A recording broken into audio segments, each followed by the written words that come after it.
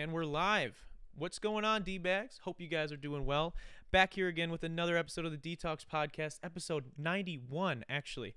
And my name is Darren Rita. Feel free to connect with me. Any of the links down below. And if you're new here and you enjoy music, podcasts, or comedy, do consider subscribing. We're trying to hit 700 subs. We were trying to hit it by the end of March, but we're just about there. So let's shoot for the end of April. But I think we can do it. And before I introduce you guys, my guest this week, got to talk to you guys a little bit about car insurance.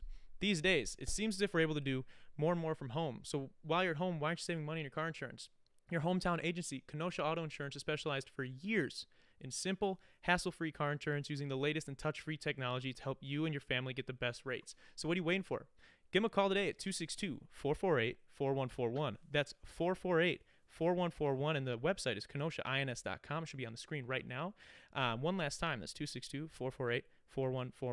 The worst that could happen is they will get you the best rates. Tell them that Detox D-Rita sent you. I promise they will hook it up. Now, with all that out of the way, I am excited to introduce you guys my guest this week. It's someone who has inadvertently been somewhat of a topic of conversation through several of my previous guests and episodes. He has served in the United States Army.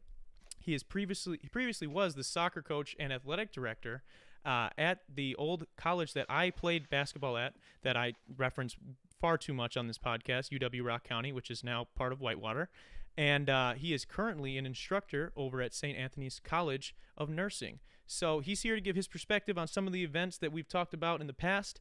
And we're going to sit here and chop it up a little bit and talk, mental health and some other things as well. So let's give a wet detox welcome to Grant Mcnall. There's no clap track, but we clap it up anyways. How are you?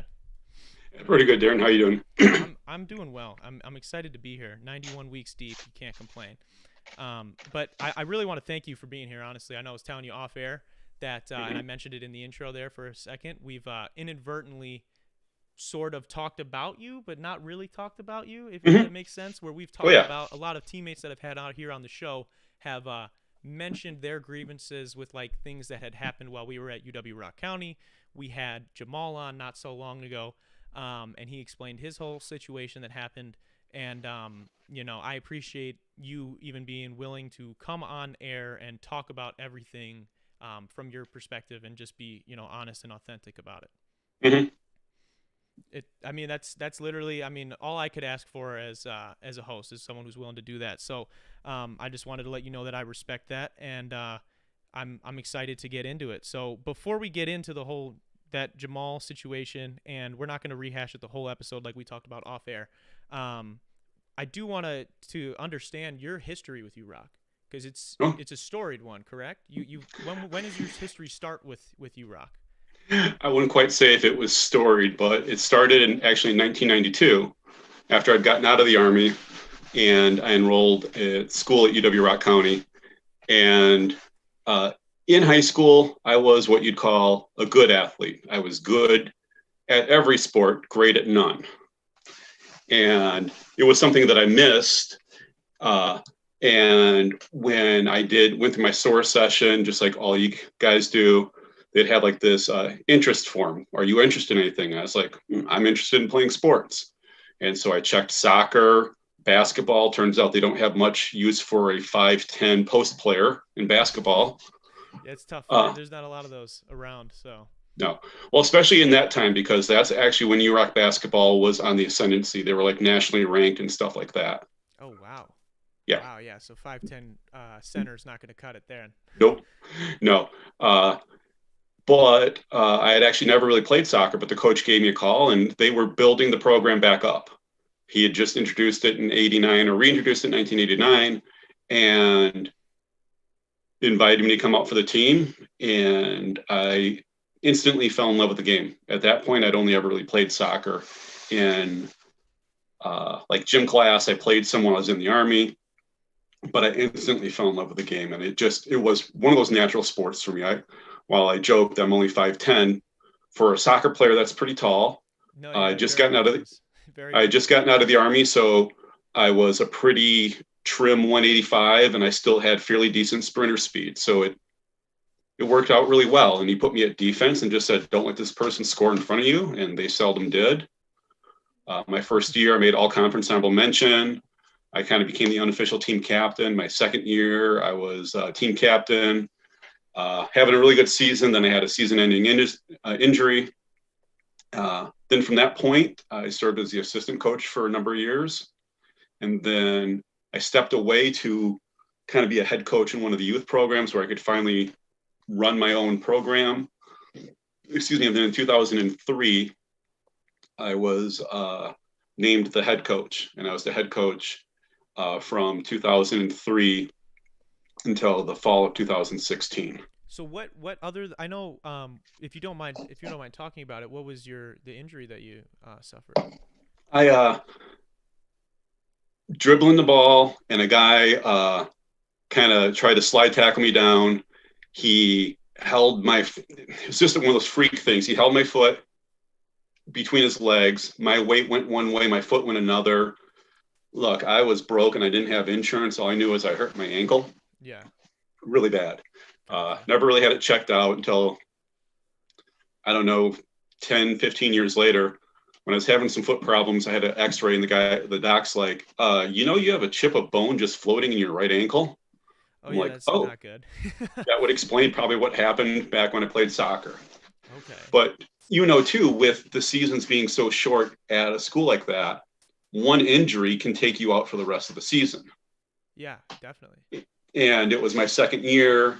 We did not have the third year of eligibility rule yet. So that was pretty much it.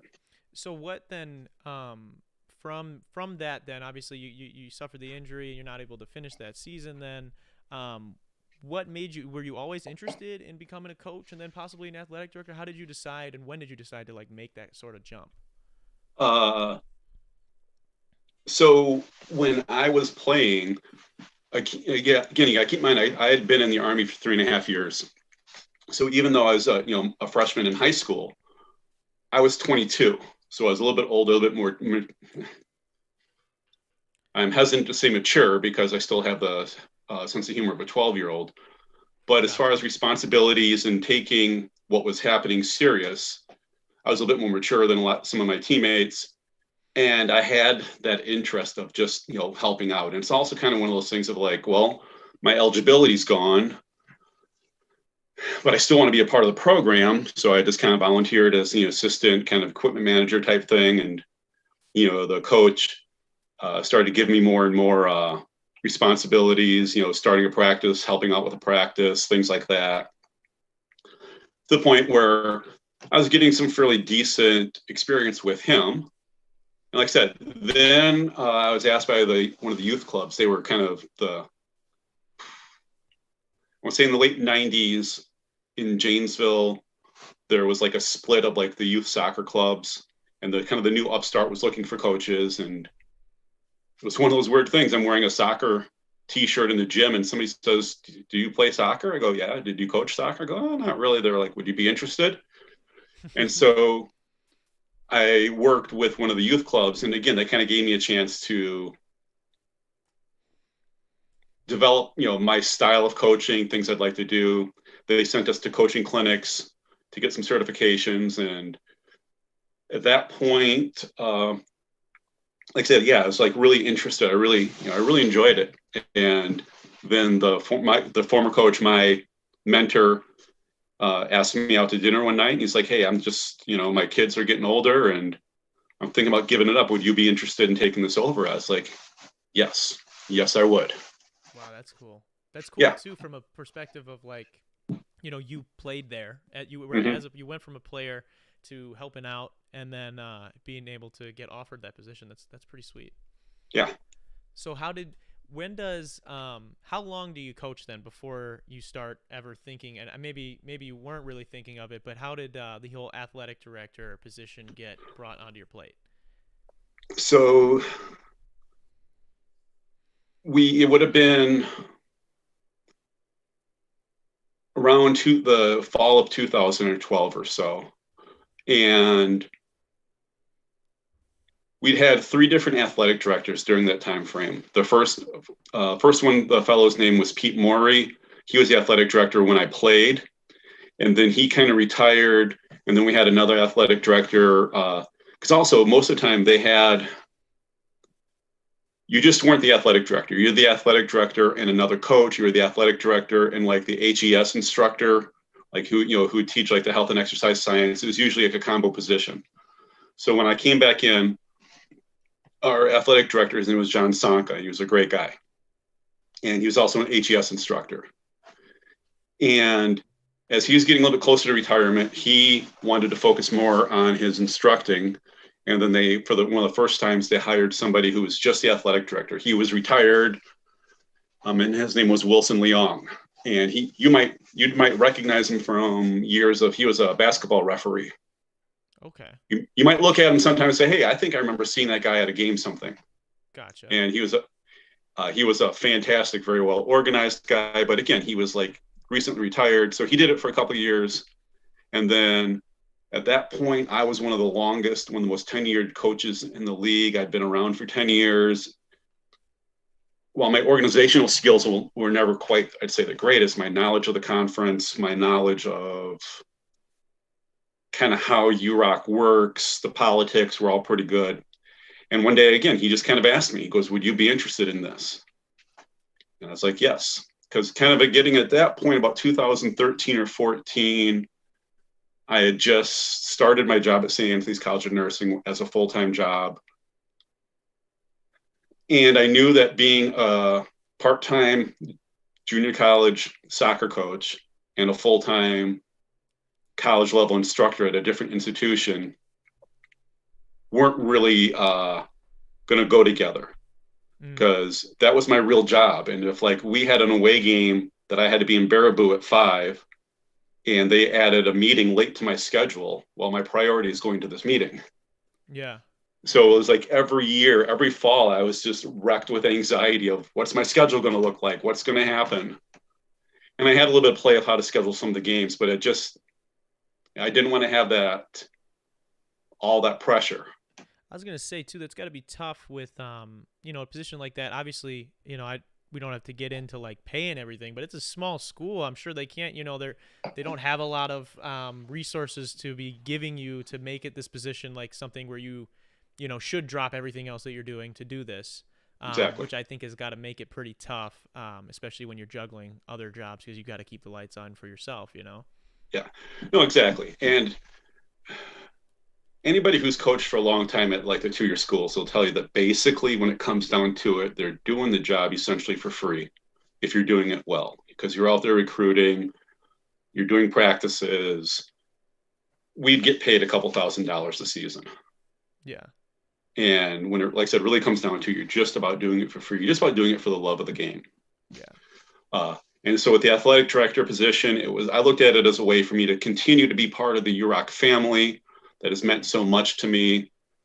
And actually it was a little bit of a pay bump, and they were very flexible with the expectations. They're like, really, all we just care is, you got to have about 8 hours a weekend. However you want to do that is up to you. And it worked out pretty well, because I have one day where I don't always go down to Rockford.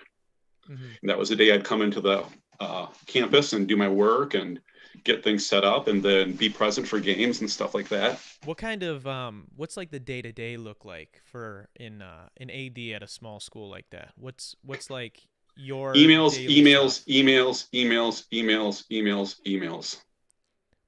are you emailing about? Is it like games, buses? Everything. So I would say more for the daily thing of like an athletic director at a small school like that. The daily is, like I said, answering a lot of emails. And again, blessedly, we never had really more than one sport happening at a time. Yeah. You'd have a little bit of overlap. The very end of soccer season might conflict with the start of basketball practice or something like that if your soccer team had a really good season. We'd have soccer and volleyball happening at the same time, men's and women's basketball happening at the same time, and then volleyball. Tennis in the spring. Mm-hmm. I would come in on Tuesdays, go and work out. My biggest things were making sure people were paid, making sure referees were paid, making sure bus companies were paid. That was like my weekly thing. And then at the beginning of about each season, was setting up the schedules for our sports schedules were usually pretty well set ahead of time. We usually kind of, I would say like the first Thursday in September, we'd always play Baraboo. So we'd always kind of keep that corresponding date. The first Saturday, we would play a marathon. So we'd usually try to keep the corresponding dates. And we would usually do that at our athletic director's meeting and get the schedule for the seasons usually set up. Then it was, okay, got to schedule the bus companies. And that was usually just sending them a schedule saying, here's what we're looking at for the year. For basketball, the score, the table workers. Yeah. Getting them set up. Scheduling officials. And some of those, it was for like soccer officials, that was easy. I had a list. I knew all these people from my years of coaching. That was pretty easy. But getting into like, say, basketball and volleyball officials, that was a challenge. And I asked for help. Yeah. I contacted like the coach from Beloit College. I'm like, hey, man, I know nothing about volleyball. How do you schedule refs? He goes, this is what I use. And he helped me out with that. Yeah, you never really think about, like, from an outsider's perspective, you're not really thinking about, I guess, the fact that you have to, get the people, all these other tiny moving parts, that make a game happen. Where do you get referees from? Is there a website? Is it Craigslist? What are you doing? Close enough, actually. Okay. So there is actually a website. It's called Arbiter, and it's kind of they provide a service. And basically, it's like kind of like a clearinghouse of information. If I was savvy enough, I could have entered all my games into Arbiter, and then people would say, yes, I'll work that for you. In this case, I just actually paid a guy to kind of help me out. Mm-hmm. But this Arbiter website, anybody who's done any refereeing, whether it's basketball or volleyball or soccer, say that's how they pick their games. That's how they get paid. It's how they find directions. Yeah. And for volleyball, a guy from Beloit College helped me out with Arbiter. Then with the basketball referees, that was a little bit more of a challenge because we just had so many games. We had so many games, and you had to have 3 referees. And some guys like to work together as a team. Some guys didn't. Some people like to, hey, I'll work it by myself. I'll work this, throw me with 2 other people. Some people said, nope, we got to have a crew of 3. And so that was a challenge. And it wasn't even myself. A lot of the schools were having problems finding referees. Yeah. Because if you notice, most of our games, I think, were on Tuesdays and Thursdays. Yeah, most games, and then there's a handful of Saturday games. Yep. Well, that was because most varsity basketball games were on Wednesdays and Fridays. Okay. For high school. That makes sense. So I recognized a couple of the guys from high school games. So. Yeah, so we had a lot of those challenges. Probably, I think, starting in like 2017 or so, we kind of went with like a central assigner. Like one guy, our conference paid one guy to assign all of the games for our conference, which is actually kind of like what a lot of the D3 schools kind of do. Yeah. The NCAA D3 schools will have like one guy that will assign the referees. Did that work better? Because from my perspective, that sounds like that would be an easier thing to just have one guy only worry about that. It did and it didn't. I liked it because when I worked directly with a lot of the referees and got to know a lot of them, after a while, again, you get to know them. It's a known quantity. Yeah. I know that if we get this crew, they're going to be a good crew, but they might miss this type of call. Okay. Yeah. Or they're going to be here absolutely on time. They will be 100% professional. They understand how they get paid. They understand that it may take a little while because we're a smaller school. And sometimes we get people that we don't know, like, people driving from Chicago. I'm like, dude, by the time you get paid, you might be losing money. Yeah, on like with your gas and food. Mm-hmm. And so if we were able to use the local guys, it helped. I liked the fact I didn't have to worry about it. I did miss having a little bit of the local control. Yeah. having a little bit of a known quantity. But that was also one of the complaints that some of the other ADs and coaches would say. They're like, well, every time we go to Rock, we see the same crew. I'm like, yes, because they're good, they're dependable, they're local, they're professional. Yeah.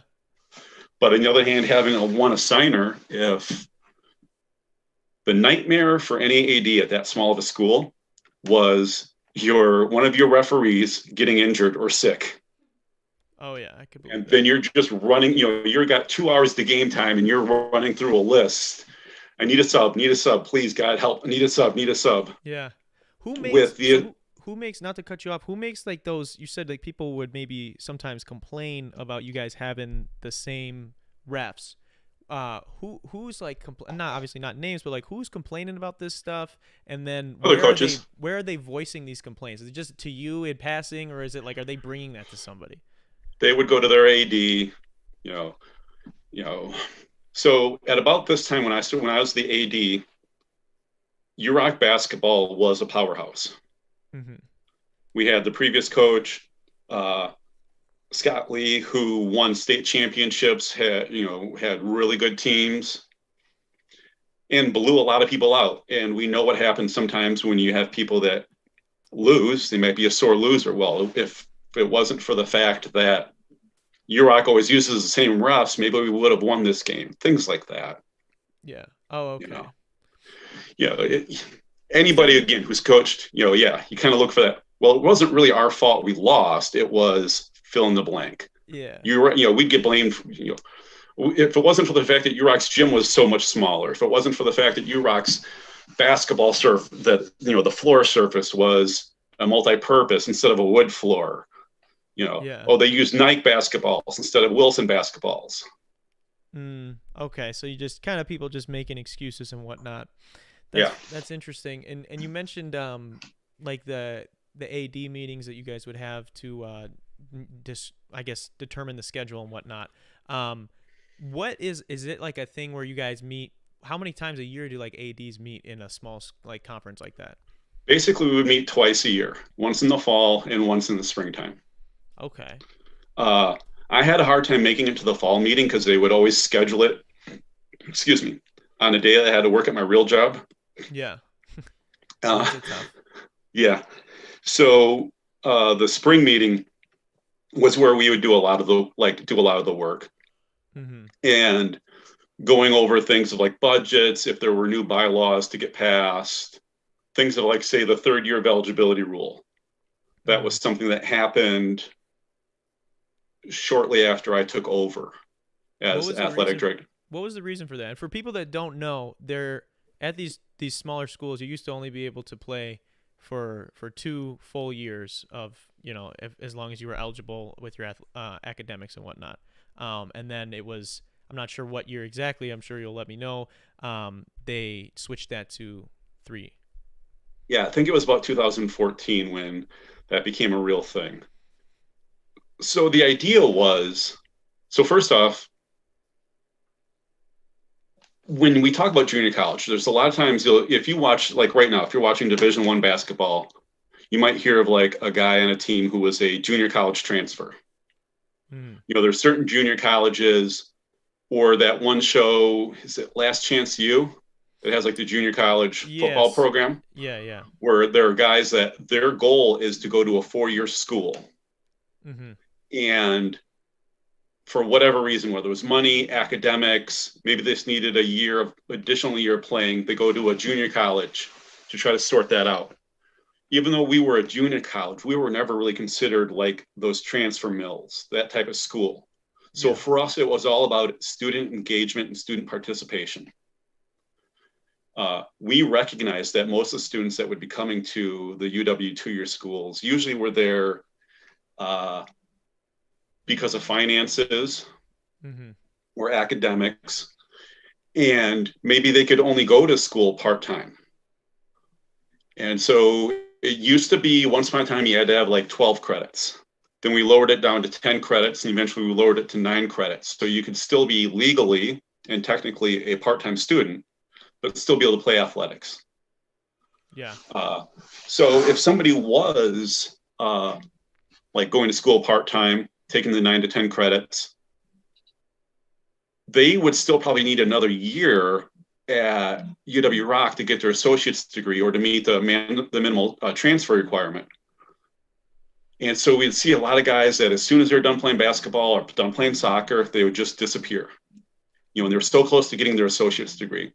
The idea was if we offer a third year of eligibility, and we know that, and we would work with student service to make sure that they were taking classes meeting academic rigor, that they were on track to get their associate's degree, that we'd grant them a third year of eligibility as an incentive to stay in school to get that, just to get that associate's degree. So when they're done playing, they at least have something that will transfer, because with that associate's degree, that 60 credits that's going to transfer anywhere. Yeah, you can go to other schools, you can some positions and whatnot. So yeah, that makes sense. That makes sense. I was always curious about that. So incentivizing them through the game that they are already in love with and trying to play as long as they can. That's really cool. What I want to know, what kind of like pressures as an AD were you facing, especially at a small, it's like we've mentioned a couple of times here already, the resources at your disposal are not incredible, to say the least. So like what sort of pressures did you feel that you had on your shoulders, maybe? Well, I will say one thing I always felt pressure is I had zero help. I was the athletic director. I was also my administrative assistant. I didn't have a staff. I was, if you guys remember, you would see me there at the games setting up, setting up. I was the guy playing the national anthem. I was the crowd control. I would joke, I'm like, would you see Barry Alvarez at a Badger game filling up water jugs? Yeah, probably not. No. So that was one of the things that I felt, we felt pressure is just, so many different roles that kind of were outside of the regular athletic directing. I think financial pressures, and just what I mean is we just didn't have a lot of money. Yeah. By the time soccer season, was coming around, like in that later, like the 2000 teens, 10, 11s or so, we were basically just playing conference games and maybe one exhibition. We didn't have money to travel. We didn't have money to maybe do an overnight trip someplace. Basketball, basically, was playing the conference games, maybe a couple of preseason games. And if you did get an exhibition game, I think, like I said, we've got one exhibition game for you guys against Rock Valley that one year. Yeah. Because it was a half-hour bus ride. Yeah. I wish we would have had more money. I wish we would have been able to do some things to give some guys more of that real kind of college athletic experience. The fact that we always basically used the cheapest uniforms we could find. Our soccer players never had a brand name uniform. Yeah, that's tough. It was, but I try to turn around and okay, we can wear these kind of generic uniforms that look good, and we can try to save that money and maybe use it for a bus ride for additional game, or we can get you Nike uniforms and we lose a game, or yeah, no, to be honest with you, the jerseys thing, I know a lot of guys and a lot of basketball players especially, we got a lot of guys that are hoopers that are into like the nicest shoes. They want Nike, Adidas, this, that, and the other. I don't really care about, for me personally, I don't really care about the jerseys and everything like that. As long as it's got my number on it and I can go play in it, I'll buy my shoe. And the thing with shoes too, I used to be a big sneakerhead when I was growing up, but by the time I was even like in my like later years in high school and then obviously in college, when it came to playing, I just want a shoe that is not ridiculously expensive and is not going to break because I'm going to use the hell out of it. So I always thought it was funny when guys would get upset about uniforms and whatnot. And actually in my case, we got new uniforms both years that I was there. Weirdly enough, I didn't really expect that, but I always thought it was weird when people were complaining about uniforms. Well, your second year, you guys got new uniforms because that was the first official year of the new name of University of Wisconsin Whitewater at Rock County. Which is a mouthful. It really is a mouthful. It absolutely is. And that's why you guys got those new white and purple and blacks. Yeah. is trying to move, into that new rebranding, Mm-hmm. and you guys got the new ones your year because the old ones basically kind of disappeared.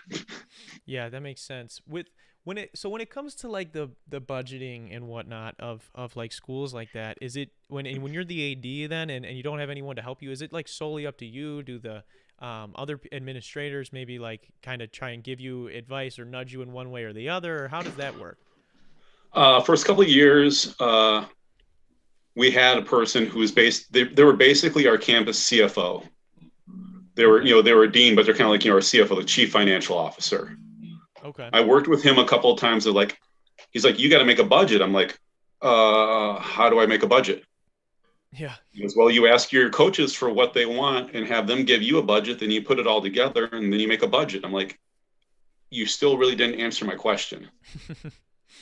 Yeah. So I had some familiarity because I would make the soccer budget. Okay. And after a couple of years, you'd have some basic formulas. $500 for a school bus, $1,000 for a coach bus. Those are going to be your biggest expenses. Is that per time? Yep. Wow. Okay. Yep. So, $500 to get a school bus, $1,000 for a coach bus.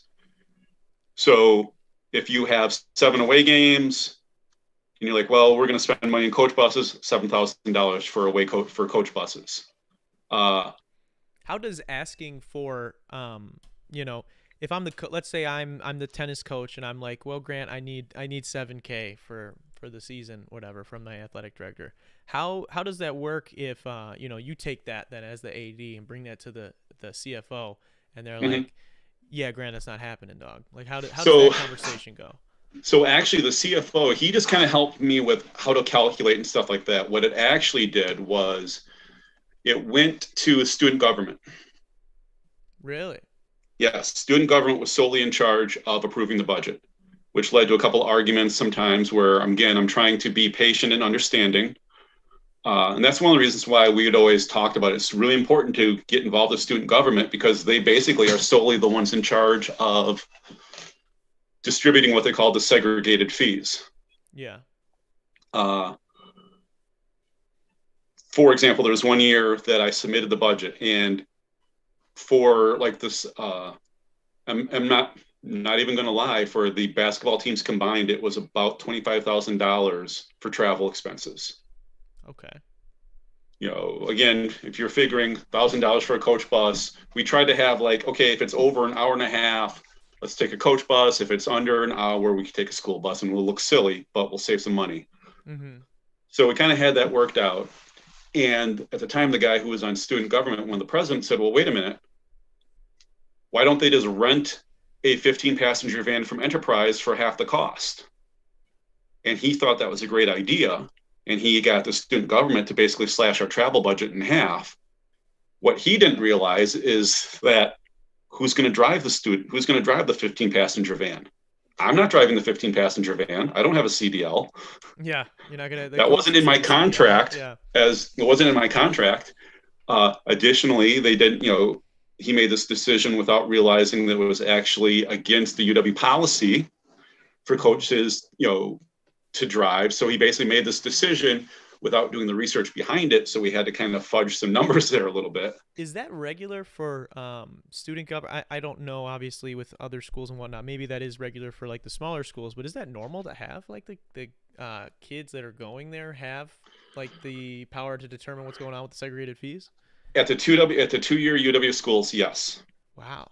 That's, yep. I mean, I'm just from someone who obviously doesn't really know what they're talking about, that sounds really dumb. That sounds like a terrible idea. I mean, I get it in like the sense that like they're the people that are paying those segregated fees. Yeah. But you run into situations like that where somebody literally doesn't know what they're talking about. I mean, I didn't know we had certain programs. I remember one day I showed up to go get some shots up in the gym, and there's my English professor fencing with some other kids, Yep. So it's like, I mean, I can't expect these guys to know everything that's going on in the school or to understand rules like that. So I think that's a little, I mean, that's kind of systematic right there. I think that's a flaw. Yeah. And they did have a student government like advisor, like a staff and faculty member to kind of advise them. Mm-hmm. On certain things. But even in that case, that person didn't really know the rules themselves. Yeah. So I kind of had to go back and move some money around. Like, okay, we're not getting new uniforms this year. We might have to move, cancel this game, but we should have enough money to travel. Mm-hmm. Yeah, it's crazy even to think about it, and that's what like I know we were talking off air about how there's a lot of moving part. I mean, I even mentioned it when we were talking about booking refs and everything. There's a lot of different things going on here, Yeah. other aside from just some of the things that like maybe myself and my teammates thought was going on there, right? Oh, yeah. We're like, why can't we get in the gym, Grant? What's going on? I want to get in the gym. You're like, I got no money for you guys to take a shit while you're on the road on the bus. I'm trying to get you a coach bus. So I definitely understand all that, and I know that's got to be definitely stressful, as you mentioned. Mm-hmm. What like what do you think is we'll get into my time there specifically in a minute, and I'll Mm-hmm. recap the Jamal thing and everything, and we can get into that. But before we do, I guess, what do you think like the biggest maybe misconception about these smaller schools have? Because I know for me, coming in, and especially it could have been from where I was coming from.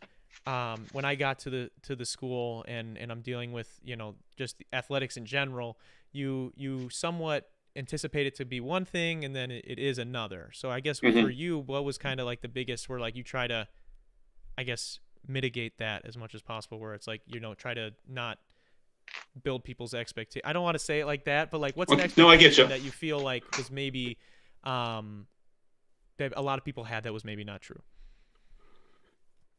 So I think one of the expectations or misconceptions or beliefs that a lot of people had about the athletics that were offered at the 2-year schools is that they were all a bunch of spoiled athletes. Mm-hmm. You know, that these were, athletes that would be going on to 4-year schools and they should be getting full scholarships. So, you know, if the schools were to, not offer this program, they'll just go someplace else and play. Is more Yeah. where I'm going from, where you played there, I played there, I coached there a number of years. The players that were, as I kind of call like our bread and butter, Mm-hmm. were like our every game varsity starters. That guy who was just a really solid player, probably didn't get looked at any colleges, but played a lot. Those were usually like our bread and butter players. Sometimes we'd luck out and you'd get, an all conference first team player, Mm-hmm. someone, in high school who's all conference or something like that. And so we didn't really have a lot of spoiled athletes, so to speak. We had a lot of people who just loved the friggin' game. Yeah. And trying to provide an atmosphere for them to continue to enjoy that game was really important. And I think for the players coming in, for soccer players, soccer players are usually used to playing in front of sparse crowds, anyways, and only having their parents show up to watch them. Oh yeah, that's Because true. you I played played soccer in high soccer. school, right? Yes, yeah, it was very much that way. I mean, we were terrible too, so that doesn't entice anyone to come see you play when you're not Yeah. winning many games. So, Uh, but I think that for sometimes for some of the basketball players, especially ones that maybe may have been recruited from far away, having this idea that they're playing college basketball and that it was going to be, you know, for lack of a better word, big time. yeah. And we're sorry about that. We're just, our school wasn't set up for that. And none of the schools really were set up for that. Yeah. None at that point. I think the only school that had on-site dorms was Marathon County. Mm-hmm. A lot of places, you didn't get that college experience. You still commuted or you got an apartment close by. I know Washington has apartments that are close by. I think I know Baraboo Richland, has got him now. Has Baraboo has them now, and yeah. so does Fond du Lac. Okay. Fond du Lac got them like the last couple of years. And Richland, they didn't really have dorms, so to speak. They had like apartments that students could rent that were across the street from the campus. Okay. So as far as players coming in expecting, like I said, to get that big college experience, that wasn't really it either. Yeah, yeah. Because I know those for were me, for me, I kind of like you mentioned. I guess I didn't really think it was big time by any means. I've told the story a bunch of times on the podcast how I really wasn't sure what I was gonna do. I didn't get a whole lot of opportunities to play in high school, but I knew I had due to this, that, and the other, but I had been doing a lot of training on my own, and I had good grades, and I was like, I don't know what I'm gonna do. Maybe I was gonna go into engineering. And I was going to go to a little tech school nearby, and then it was about the same distance, just in the other direction, was this school that I'd never heard of called UW-Rock County. And I asked people about it, and people would be like, there's a college in Janesville? And then I would be like, well, actually, there's two, but whatever, that's aside the point. But they basically, I ended up shooting you an email, I think, and then you had sent me Jamal's information, and then from there I did all that. And I guess when I had shown up, and I guess when I had enrolled and it was time to start practicing and all this stuff, I guess from a kid that maybe didn't understand it, and I came from like a program basketball wise that was very well put together, probably had probably a better budget than what we had just by the looks of it. You more than likely did, optics wise. It seemed like there was like either a miscue or a dropping the ball somewhere, where it was like, I think I just expected things to be just a little bit more set in stone, and it felt like we were always like flying by the seat of our pants a little bit, I guess, or whatever the saying is. Oh yeah. I just think that that's from my perspective as someone, and I try to stay as like I wouldn't say I'm like a super organized person, but I do just like when I know we had instances, and I've talked about it on the podcast, and we've had other teammates attest to it, where like we just have silly shit that happens at a 2-year, where like another team shows up, they're wearing the same colors as us, and we're like, what do we do? What do we do? And then we go home and get jerseys. I know that was something that I was very pissed at the time, because I remember you had to come in and be like, guys, can you guys, I don't know if it was you or if you told our coach at the time, or someone came in and was like, can you guys go home and get your other jerseys? And I remember just being so mad. I think, was that the exhibition against the Whitewater Club team? I know that. No, it was a real game, but the Whitewater Club game, yeah, we ended up wearing pullovers, different colored pullovers, I think. Yeah, and I remember even in that, I was pissed, because it's like you're sitting there warming up all day, and then you're like, this shit does, I think it was, for me, it was like, this shit does not happen to college athletes. Not that it's like big time, but I'm just sitting there like, what the, like, this didn't happen where I was playing before. So I think it was kind of that for me. I know other guys had issues with like the jerseys, like I had mentioned and whatnot, which again, I think that's a pretty minor gripe to have with a school that, I mean, you can look at the school and know, what time it is when it comes to the budget. I'm super thankful to have gone there. But it's not it doesn't look like UW-Madison, so I'm not expecting it to have that kind of money. Our entire athletic budget for all sports would still not even probably touch an assistant coach's salary at a 4-year school. I'm sure. I'm actually, especially after having, and I don't mean that in a disrespectful light at all, but after having played there for the couple of years that I did, I definitely see that. Yeah. But so I know we had talked before, and you had messaged me again after the Jamal interview, and that's kind of how we've worked to this point here. So we're gonna get into that. For people that don't know, I've told the story a few times here on the show. I'll do the abbreviated version here.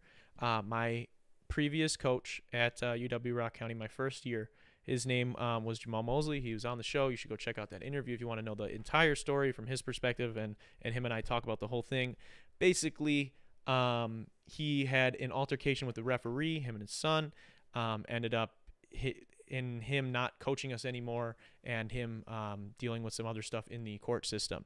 And Grant was the AD during that time for both my years that I was there. So he has a different and, well, a unique perspective on it, a different look at it than both myself and Jamal. So I'm sure we can get into that. And I'd like to, I guess, start from what was your first, I guess, like, when did you first find out about what had happened? The night of. Okay. Did you get called from Jamal? Did he call you, or okay? Yes. I think he did mention that when I interviewed him. Jamal called me, and but at first he was kind of downplaying it, like, hey, just let you know things didn't go really good tonight, and some words were spoken, some things like that. And no, I won't be disrespected like that. And I was like, hey man, I get you, I understand. That's okay. Why don't you cool off? We'll talk about it, but I thank you for letting me know. Then the AD slash coach from Waukesha called me. He's like, yeah, he actually hit the guy. That's when I was like, oh fuck, Yeah. that's bad. Yeah. And that the AD was one saying, the cops have been called, they're looking for him. And at that point, my only thought really was about you guys. At that point, it was, my concern was the players, as in, I have a busload of players coming back from someplace. Their coach may not be with them. What do we do to make sure these guys get home safe? What do we do to make sure these guys get the information that they need? So I contacted our dean right away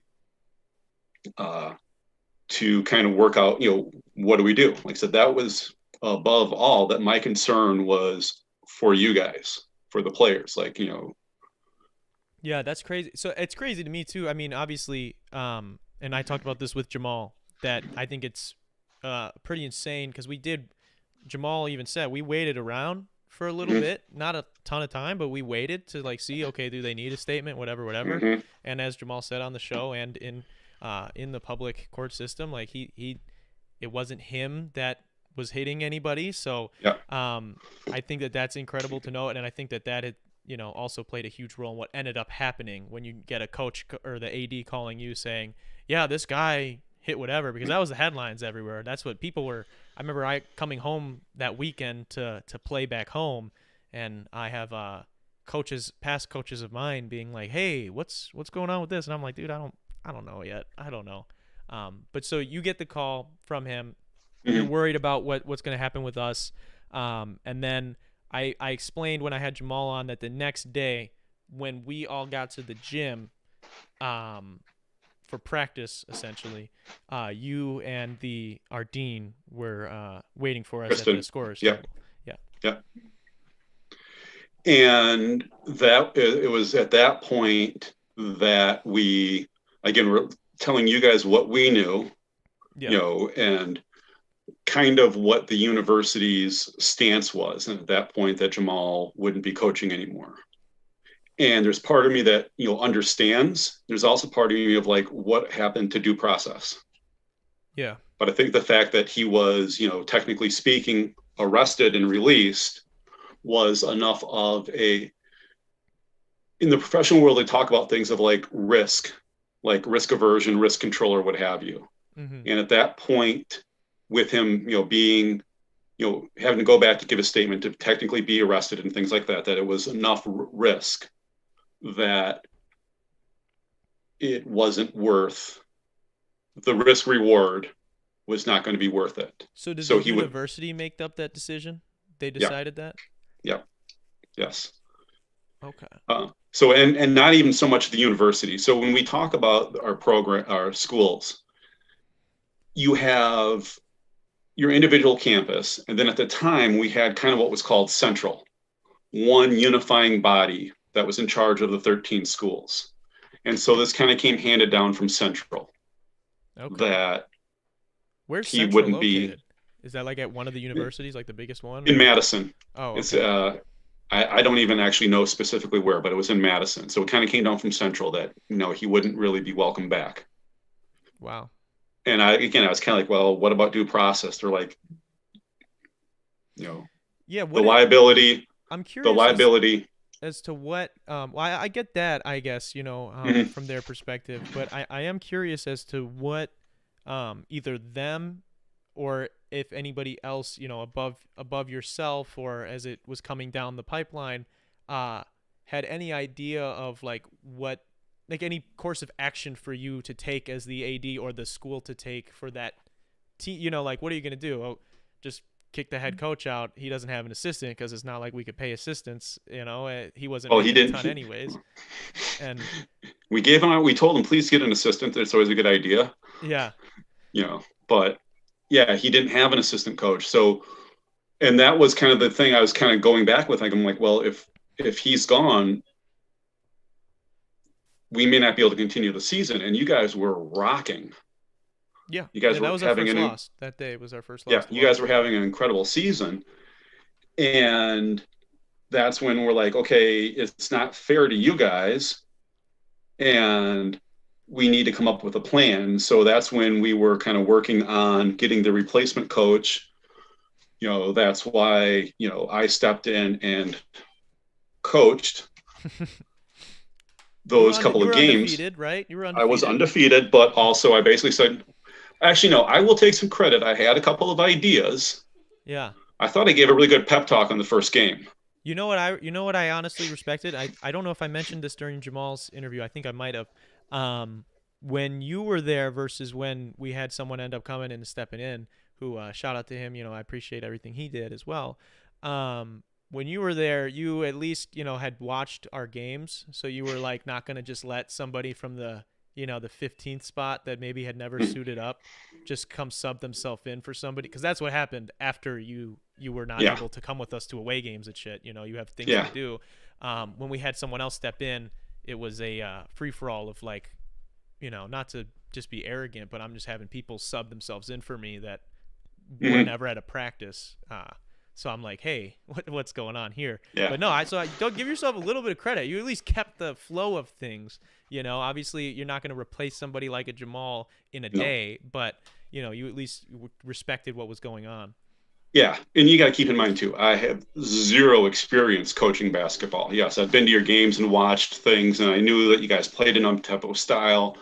I knew that most of the scoring was going to go through Jacob or D. Harp at the time.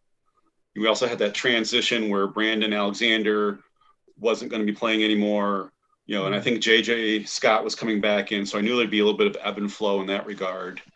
But I had no idea, basketball, but I think it was one of the guys. Oh man, he did play a lot, but he was a really nice guy. He was one of the Oak Hill Christian kids. Derek? Nope. Was it John? Yes. Okay. But even he pulled me aside. He goes, you may not know basketball, but you know how to coach. You know how to work with kids. I'm like, well, okay, at least you have some faith in me, I guess. Well, I think there is a sense of it to that. Like some people, and I've had to deal with a few of them. Some people, call themselves coaches, and they're just not quite that. I was fortunate enough to last week be talking to someone who really cares about the game. He was a legendary middle school coach in this area where I'm from, and like he deserves that title. He cares about it, and whether or not people agree with his style, he really cares about it, and he has a style, right? And same thing with you, where even though you didn't know necessarily everything about basketball, you still cared enough about the integrity of what was going on, and like apparently John said to you, you know how to talk to people. So if you can communicate your ideas, I think that's important to start. Yeah, I think my favorite moment of coaching you guys, and this goes back to my days of soccer. I never liked Fox Valley. They were always the toughest soccer team. Basketball, they were usually okay. Yeah. And we were winning the game, and I was coaching you guys. We were winning the game, and I remember JJ Scott went up for like one of his drives, and some guy took him out, and he like fell straight on his back, and we were already up by like 15 or something like that. It was just a total Bush League move. I'm like, there's no need for that type of foul. Yeah. And I was getting ready to clear the benches, and at that point I said, nope, screw it, let's ring one up. And I think you guys ended up winning by like 30 or 40. Yeah, I think we put the press back on after that. So and we weren't going to, because the game was we were already going to win. So yeah, but I was like, no, we're sending a message. Yeah, well, I appreciate that as a competitor. That's what I like to see. So yeah, that's what I'm all about. But so we have this thing happen, this huge event that kind of rocks the URock world. Yes. And we lose our coach. We end up obviously not having that great of the rest of the regular season and the postseason and whatnot. And then the next year, starts happening, and I Mm-hmm. want to kind of take this piece by piece. I want to talk about Absolutely. you having to deal with the merger, the first year of UROC officially being absorbed by Whitewater, Mm-hmm. as well as I'm sure budget limitations and restrictions with that, because from what we were, I guess, told is that it got worse, but we'll get to that. As well as appointing someone to fill Jamal's role, and then sort of the difficulties that came of that. So because I've Sure. been vocal about that, but so I want to hear your perspective on that. So I guess we could start with after the season ends, how soon after are you guys kind of planning the next season and deciding on what's going on after that? Immediately. You know, like I said, I'm a nurse by profession. We start planning for somebody's discharge on the day they're admitted to a hospital. So I'm planning for next season while our current season is still going on. Mm-hmm. So I want to I'm going to back it up just a little bit. Perfect. So your replacement coach, who finished off your first year, not me, I knew he was only going to be a stopgap. We chose him because he'd been a coach for UW Rock for women's basketball for a couple of years. He'd been a longtime tennis coach with UW Rock, so he knew the schools. He knew a lot of the athletic directors. It's He's a already in the close knit group. system. That's easy too that way. And my thought too was, he already was in the system as far as having a background check and things like that. He should have been able to slot right in. Mm-hmm. And really, honestly, at that point, I was just looking at him as just kind of doing what I was doing with you guys, but maybe having a little bit more basketball knowledge, just trying to hold you guys together, get through the season. Yeah. But he was very clear. He even told me that he wouldn't really be coming back, but he'd be willing to help out for this last part. It was that, or we cancel your season. Yeah. Which, I'm glad you guys went with the latter. Yes. Okay. So he let me know he wouldn't be coming back. So again, I start thinking, how do we want to do this? When we hired Jamal, we did a little bit of a search. We don't have the budget to do a national search. We don't have the budget to do, to try to bring in a high-powered coach from someplace else. Mm-hmm. And when we originally were hiring, the year that we hired Jamal, we actually had a fair amount of people that were interested. I'm like, well, that actually was a lot easier than I thought. So we're getting ready to kind of make the job posting and things like that. And I'd actually gotten an email for the guy who would eventually become the coach of your second year. Mm-hmm. His nephew was going to school, so he knew about the coaching vacancy. And coincidentally, he had coached one of my kids in CYO basketball. Now, that doesn't necessarily say a CYO coach is qualified to be a junior college coach, but I've gone to all of my kids' CYO games. And at that level, I was always impressed because he actually looked like CYO can be anything from not much more than a pickup game to some people actually really trying to play, for lack of a better word, real basketball. And he always seemed to be pretty organized. He was on time. He seemed to have plays and some strategy. He had a style that he was even bringing to the CYO. My son enjoyed playing for him. And so I brought him in for an interview. And on paper, he looked really good. He was another person of color, which was very important to me. It wasn't the only thing, but it was very important to me. Yeah. He had a master's degree. He coached and worked in a local school district. So being able to have an inroad to recruiting, it all looked really good. Yeah. Reference checked out, everything like that. So went ahead and hired him. Did you guys interview anybody else for the job, or was it just him? It was just him. Okay. Because we looked at it this way, we could quickly do this because we knew that continuity of a 2-year program, because we're looking at you guys coming off of one of your best years. Yeah. Realistically, only, and I say only, I believe you were that D Harp was not going to come back. JJ wasn't going to come. We had a good amount. We had like six or seven guys come back. You, Jacob Hannes, Ernie, Derek, Logan Ben, Bradley, Ben, Logan, TJ. Yep.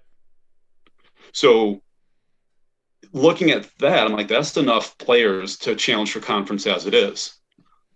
I'm like, if we can get someone hired, we can get them brought up to speed. Because also, just like you're asking me as an athletic director, there's so much that goes on behind the scenes that you guys don't know. There's so much that goes on for the coaches too, of like, it may seem silly, but getting your email set up.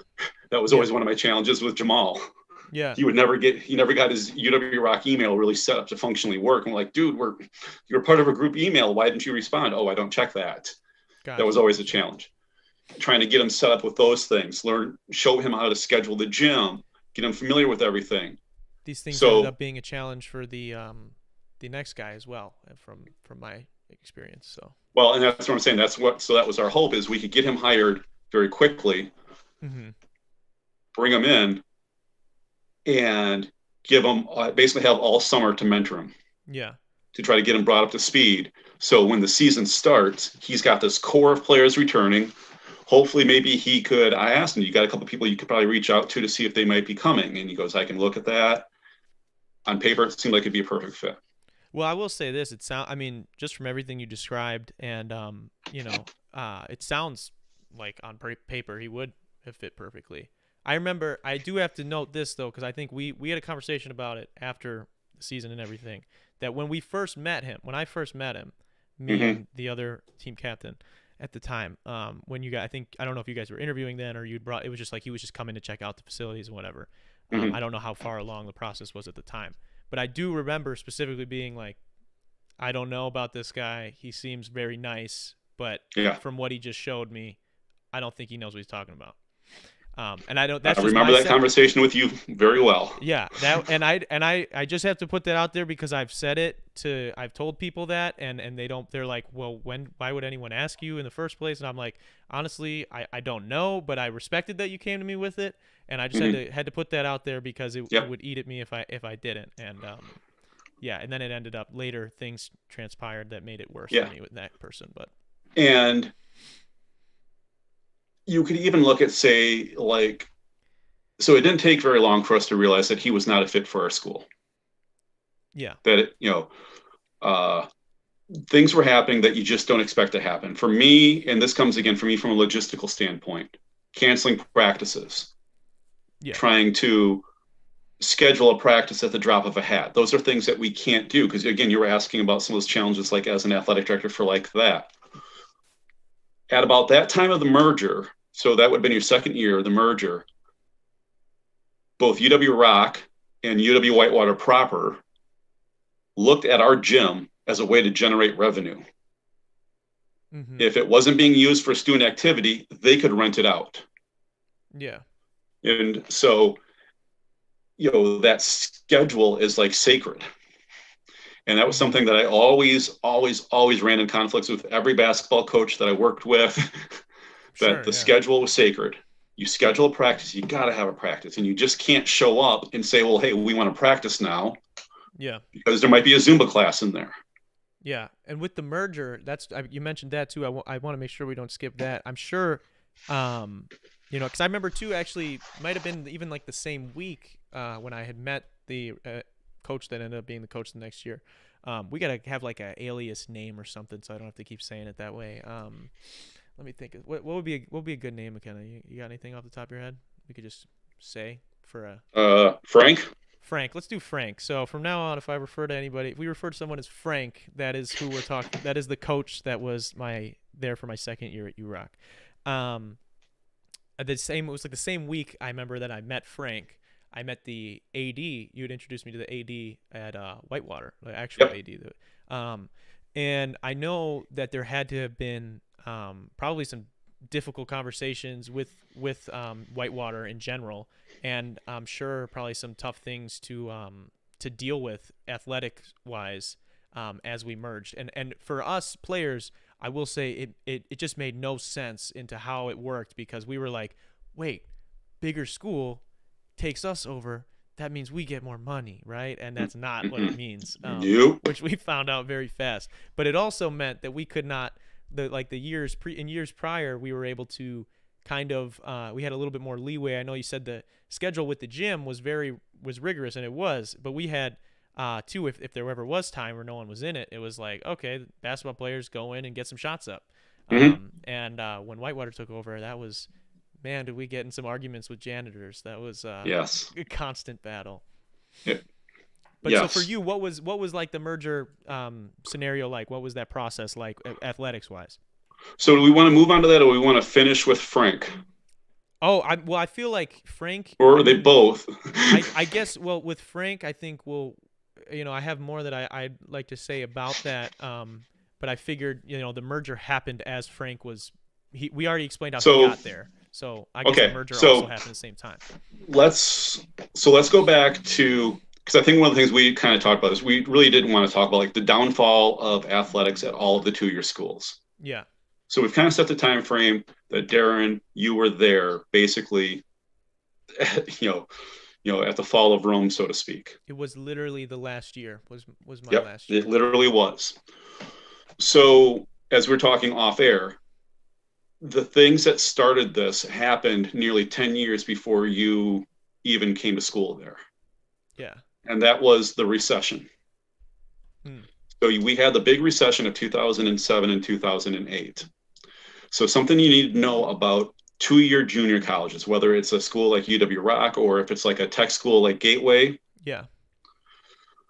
Student enrollments in those schools work opposite or inverse to how the economy is doing. Okay. So in 2007, 2008, we had the massive recession. Jobs are being cut, unemployment was up, costs were, costs are skyrocketing. And so now we have Johnny the student, Johnny the high school senior, who was getting you to go to, say, Lawrence, Beloit College, UW Green Bay.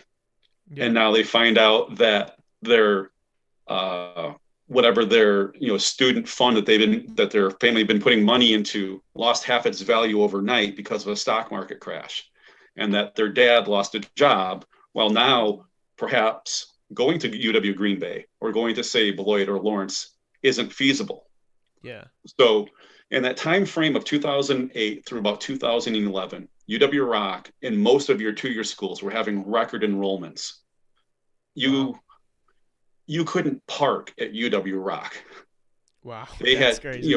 Yeah, it was. No, they had parking up and down the streets. If it wasn't that you got there a half hour early, you weren't getting a parking spot. Wow, this is like the people of that survived the snap that were all happy with the way life was. For real. Yeah. For real. So what happened then is we're thinking, so we also have to look back to how are activities and athletics funded through segregated fees. A segregated fee is X amount of money that's put onto a tuition that everybody pays. So we have more students, we have more segregated fees. Yep. So programs started expanding a little bit. We were looking at ways of trying to meet the student needs. We were going to build dorms at UROC. Yeah. Wow. So if you remember where the soccer field was. Yes. Yeah. And what would be to the west of it, so like between the soccer field and, say, Rock River, where there was open prairie, that was where our dorm was going to be. Wow. They were going to build an access road that would tie into the subdivision that was behind. I'm doing hand gestures, but nobody can see me. Yeah. They were going to build an access road that would have tied into the subdivision behind the soccer field, and then tie into that access road that basically take you to the front of the campus to the back of the campus. Wow. We were rolling in money. I had, rosters on my soccer team of 30 players. Yeah, we just, students everywhere. So money's going really good. Now, I'm loath to say this because I don't always want to turn things into a political argument. In 2010, we had a new governor elected. And this is fact. This is not opinion. One of the first things he did was target education. Yeah. Famously so. Yes. Or infamously. I was actually going to say the same thing. So that's one of the first things he did was targeted education. They put freezes on tuitions. So that was actually a law that you can't raise tuition above X amount of price.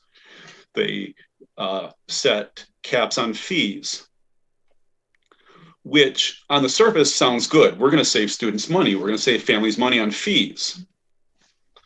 Okay. What happens then in about 2011, and this really has, at this point, doesn't have much to do with our governor anymore, the economy starts to rebound. Yeah. And now the economy is starting to rebound, people are now looking at their other options for schools. So now our enrollments start dropping. Yeah. So now the enrollments throughout the UW schools start dropping. And it wasn't just us, four-year schools got hit hard too.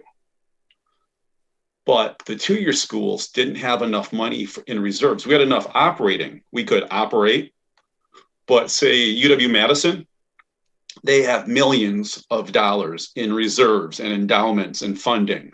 Yeah, yeah. We don't have that. So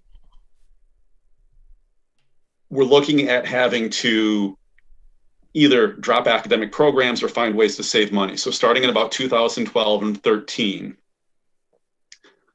they started making drastic changes to just the fundamentals of the UW two-year system. Once upon a time, every school was basically its own entity. Mm-hmm. And overall policy and stuff was set by, as we said, central. Yeah. But we had our own dean. We had our own CFO.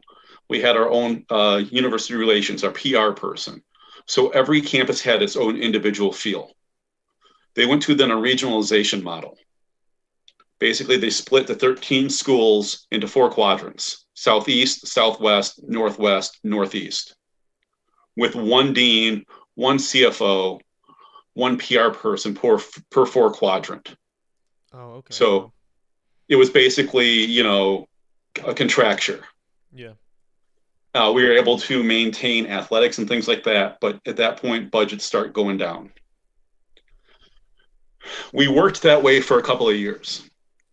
Our dean was a great guy. Our CFO was a great guy. I enjoyed working for them. But like our CFO, he was based out of Burlington. Our dean actually came from not Marathon, one of the schools way the F up there that usually has a good basketball program, but not soccer. By Stevens Point, Marshfield. Marshfield. Oh, okay. So he came from Marshfield to become the dean of our region, things like that. So they thought that maybe that would stem the tide of the money. Well, enrollments continue to go down. Money is still tight. Then, again, I'm trying not to be political.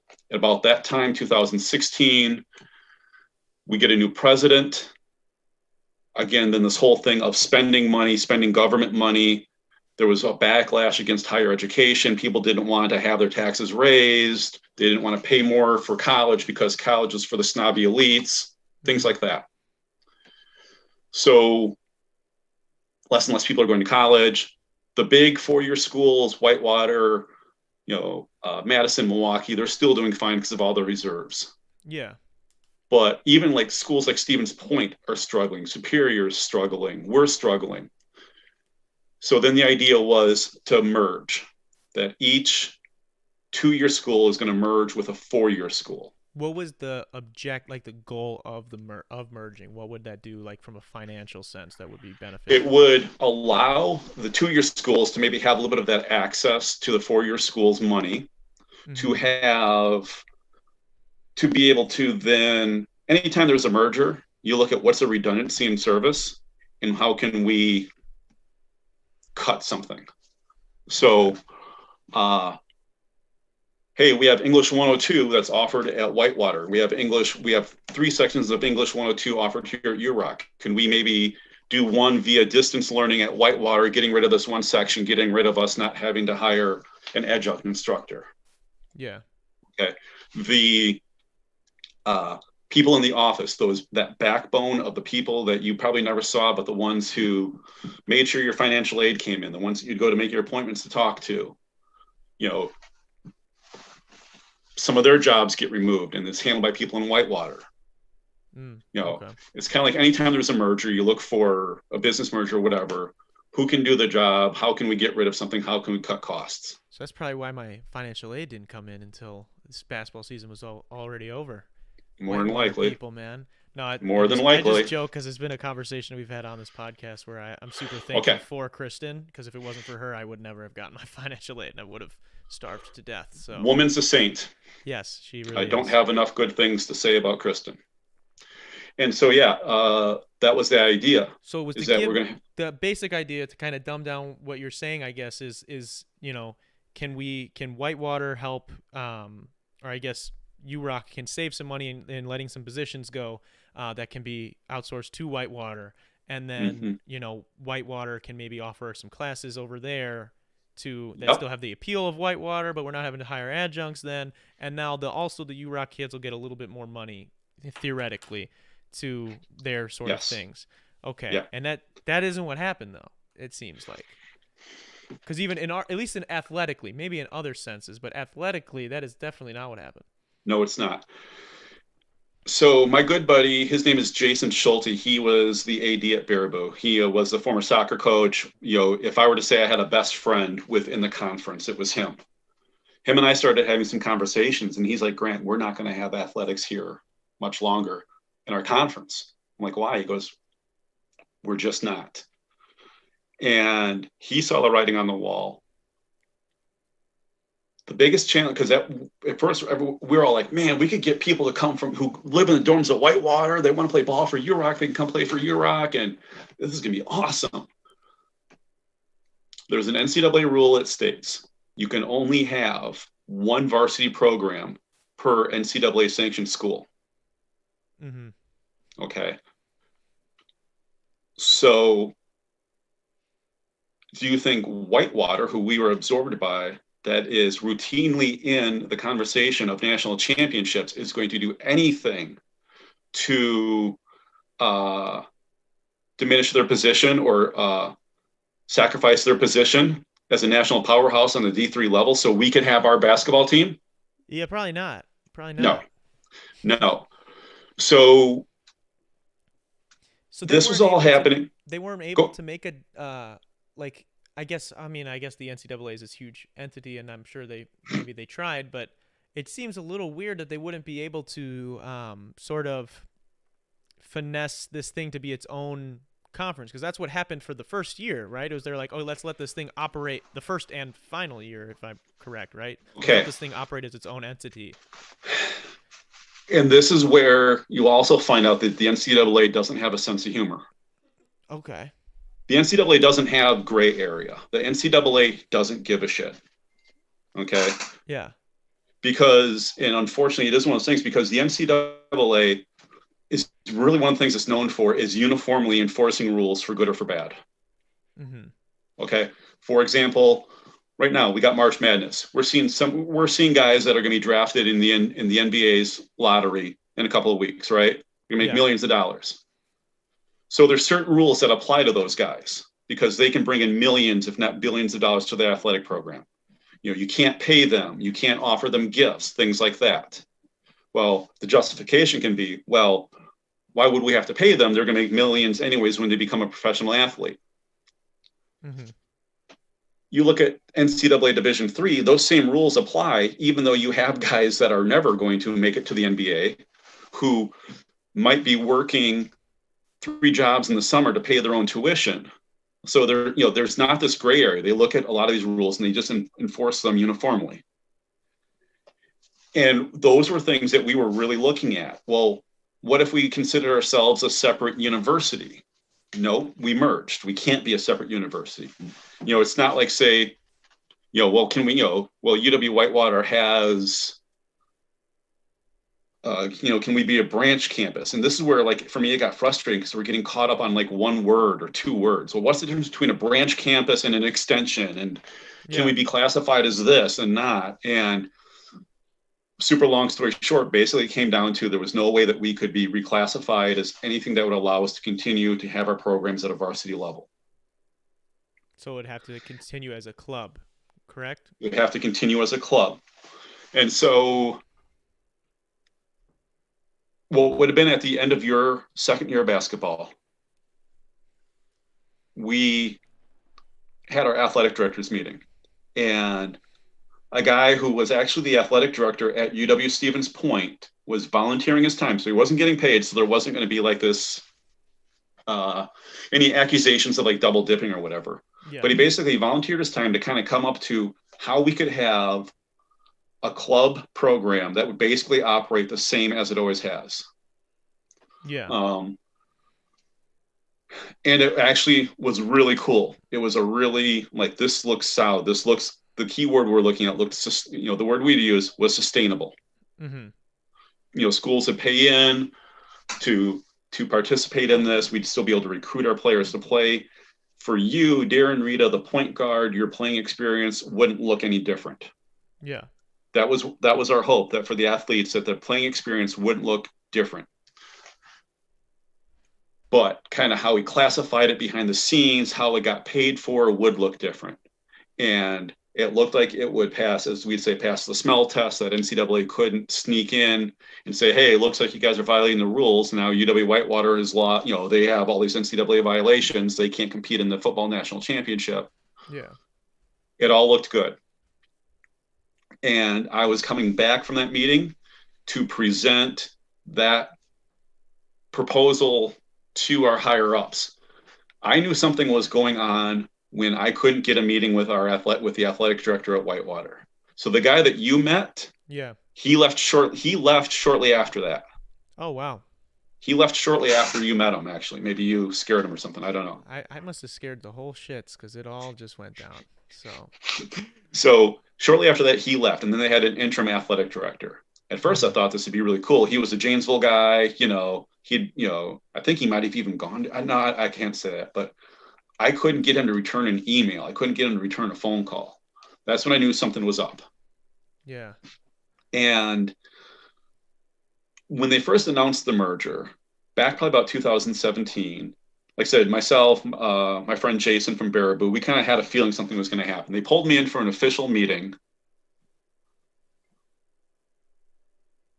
Jamal's your first year was 17 to 18. Is that right? Yes. Yeah, 17 to 18, and then I played 18 to 19. Yeah. Yep. Okay. So they pulled me in 17 to 19 for this beginning of the 17 to 18 academic year.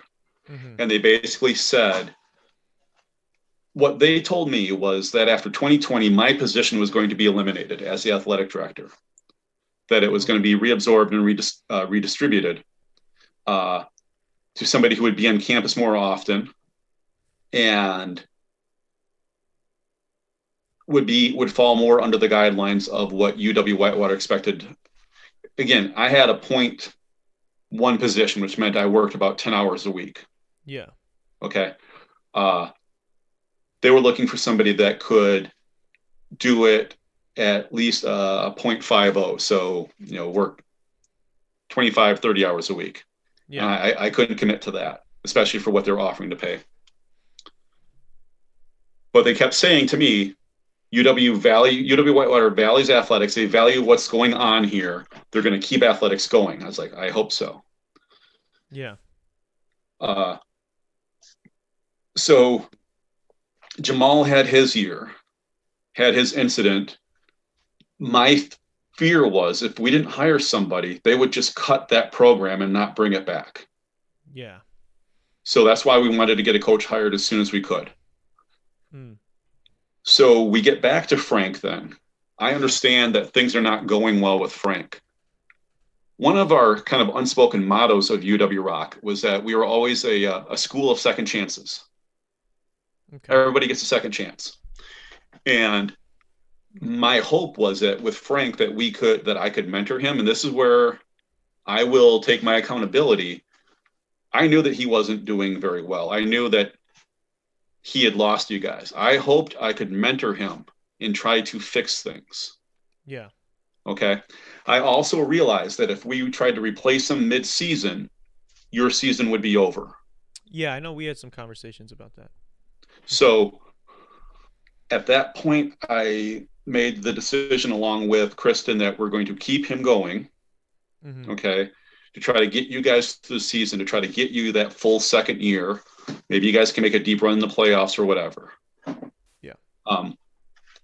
Season ends.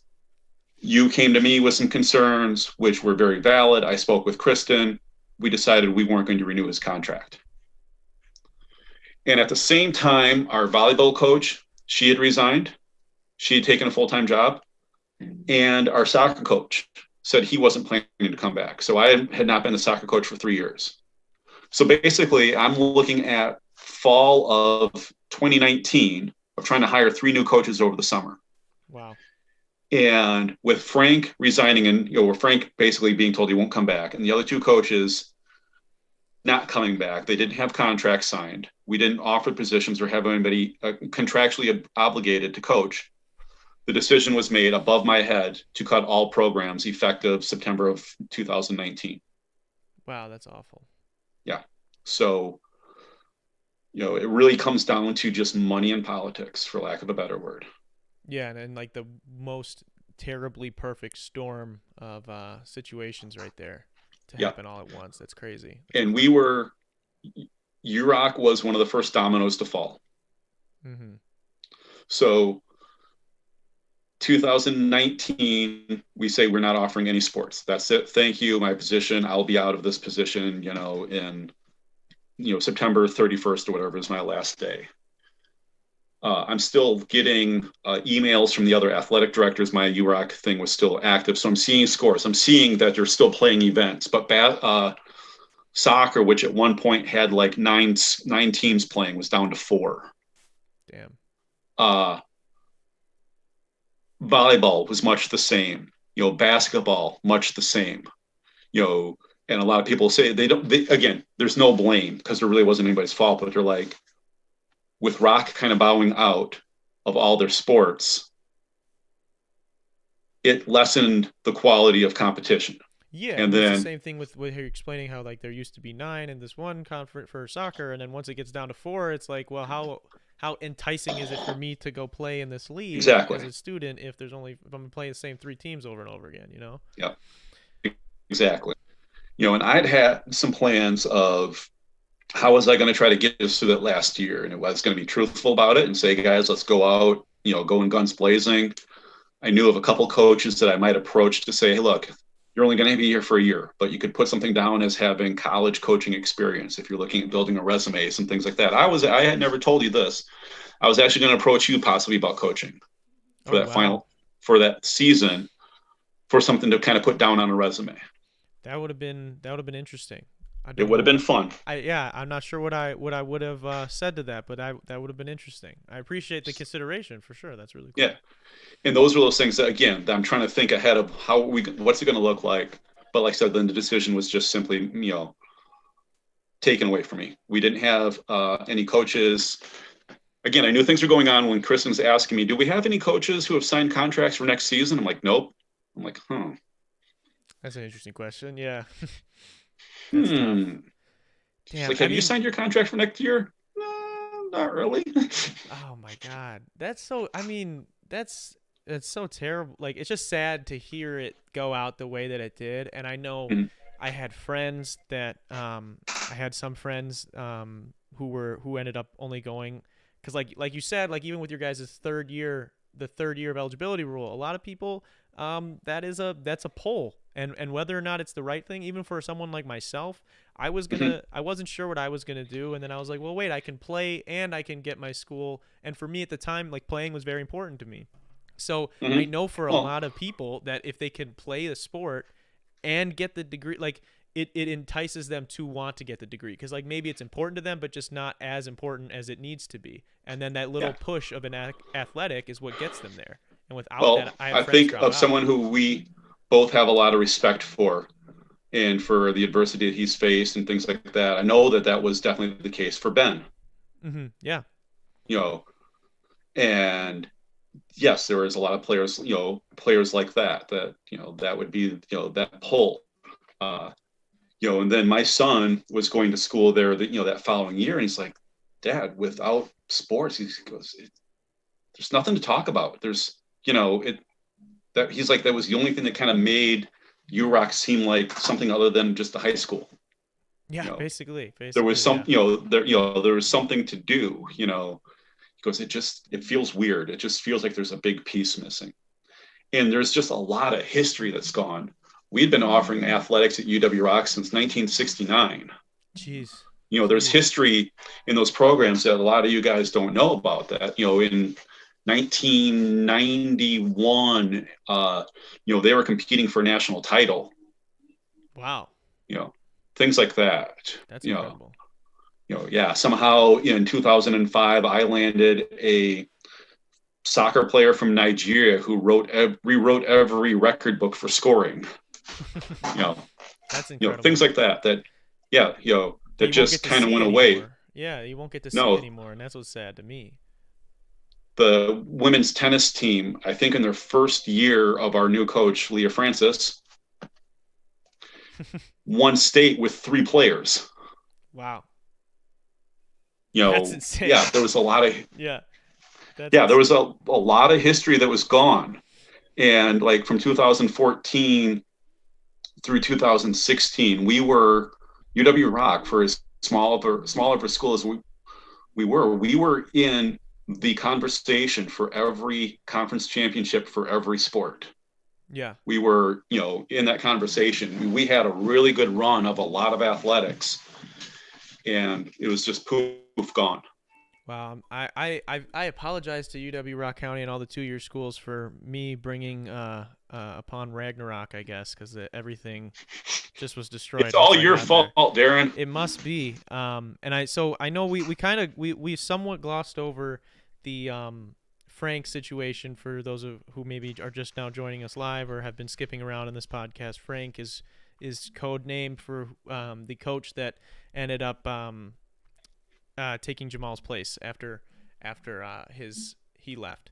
And with that situation, I guess maybe this is just therapy for me, but I have to have you second this, because I've talked about it with other players on here, a little bit here and there. I tried not to get too specific with it.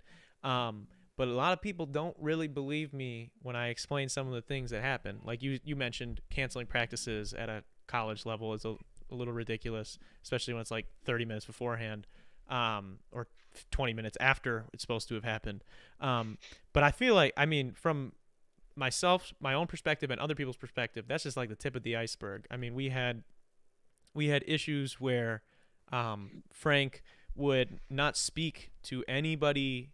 He would not directly speak to anybody on the team. He had to tell me, and then I would have to communicate that information to the rest of the team. And it was the weirdest thing ever, and eventually it became a joke. But at the beginning and middle of the run with this coach, it was a definitely stressful environment for myself. And I know that the one thing that we had a conversation after the season that I had told you then was I had to run practices, and I coached the team for like the last half of the season. Probably more than that, and it's funny, when I was actually going through footage recently, and back when I had done my like highlight tape to send to other schools and everything, there was footage of, in one of our games we played, I don't know if it was Rock Valley, whoever the Cyclones are. Fox. Okay, Fox Valley. And we were there, that whoever was recording film for them, like, zoomed up on our huddle, in one of our huddles, and he is standing outside of the huddle as I am getting into whoever I was getting into about a play or something like that. And it just it's a meme now that I send to other teammates that were there that year. But yeah, there was a I don't know if this is, this is my truth. So there was also an issue of verbal abuse that happened at one point in the season that I had to come forward with. And so that was another reason why I couldn't come forward with the other stuff during the season, was because I knew that shit was going to happen. Yeah. And those are things that in person, and I'll do it here again, that I apologize for.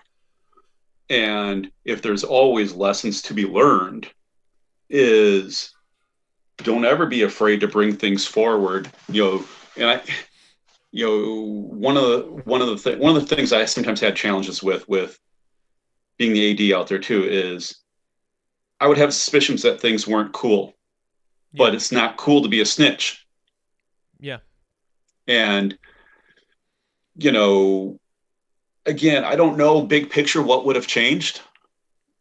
Um, but something would have changed. Yeah. You know, something would have changed. And Well, and it's again, and like you I said apologize for before, that. and you did apologize when we had our conversation, and you just did so now, and I it absolutely accept that, and I don't think that in specific is not your fault for that happening. It's ridiculous. Like it's crazy that something like that Hmm. happened, and you mentioned, and we talked about it when I reported the situation was like the last several couple weeks of the season, maybe 3-4 weeks of the season, and it was like, well, what? And I remember being asked the question, well, like, what do you think we should do? I'm like, well, we can't, like you guys were saying, and like I was saying, we can't, fire Frank right now. We are about to have the playoffs. We can't get someone else in here. We're gonna have what happened last year happen. Um, It, so, I it's think, one of those. I think there's this phrase like known misery is better than unknown uncertainty. yeah, I get that. You know, with him at that point, what was going on was a known quantity, Yeah, and it doesn't justify abuse. It doesn't justify neglect or what have you. But at the same time, I'm like, if we can just hold it together for a couple of weeks, we can turn the page and move forward.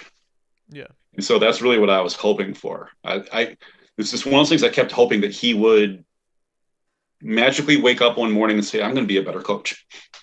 yeah, I'm going to be a better person. And, at that point, I was having a hard time communicating with him. Again, emails weren't being returned in a timely fashion.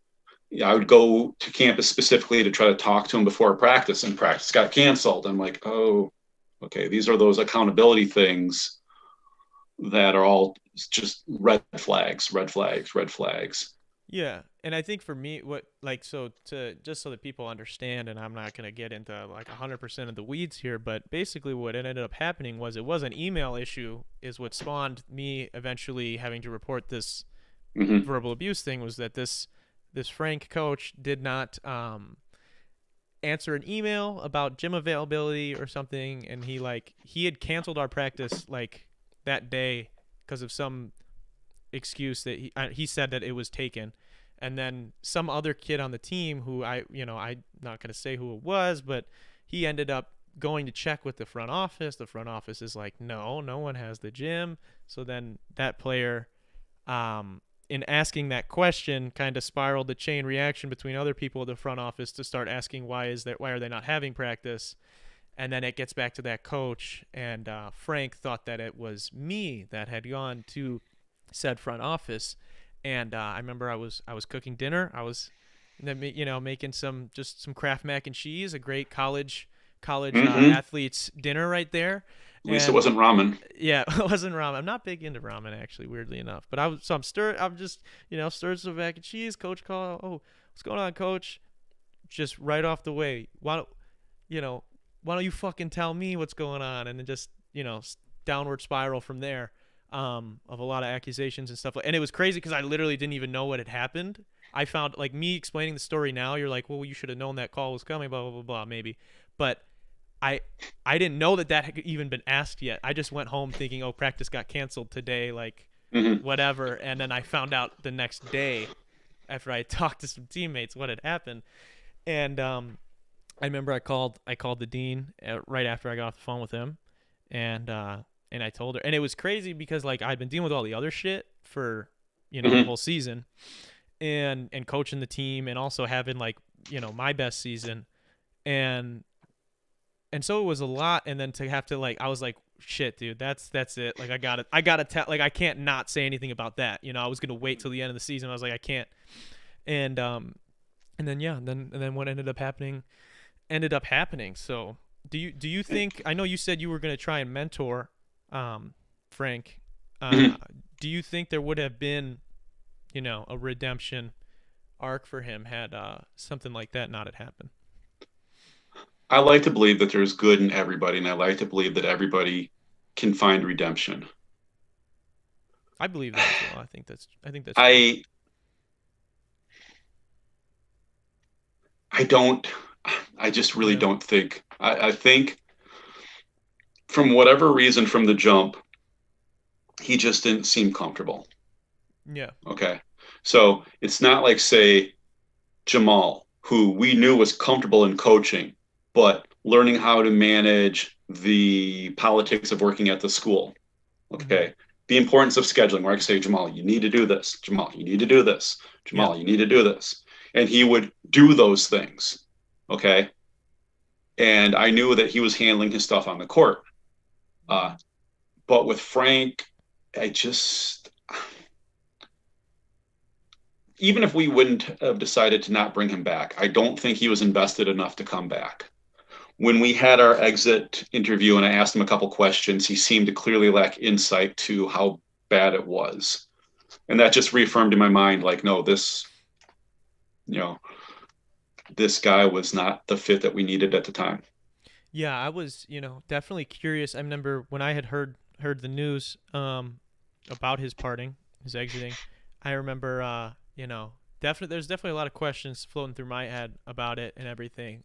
Not that it definitely, in my opinion, was the correct decision, but someone like that, that kind of, I hate to even give him like that like credit, but definitely caused myself a lot of I don't want to say trauma, but definitely it was trauma. Yeah, it was just call it what it is. It was trauma. It was a traumatic experience, honestly, to be putting up, like, trying to put up the numbers that I was putting up, as well as having to coach a bunch of guys that are either older than me or the same age as me, and deal with him at the same time, and the stuff that was going on with that, and then to not get any closure. It was kind of crazy. Then I remember right after I got the news, I remember like checking, because he had like somewhat forcibly, I wouldn't say like 100% forced, obviously he just like leaned into it a lot, but it kind of made us all become connected on social media and stuff like that.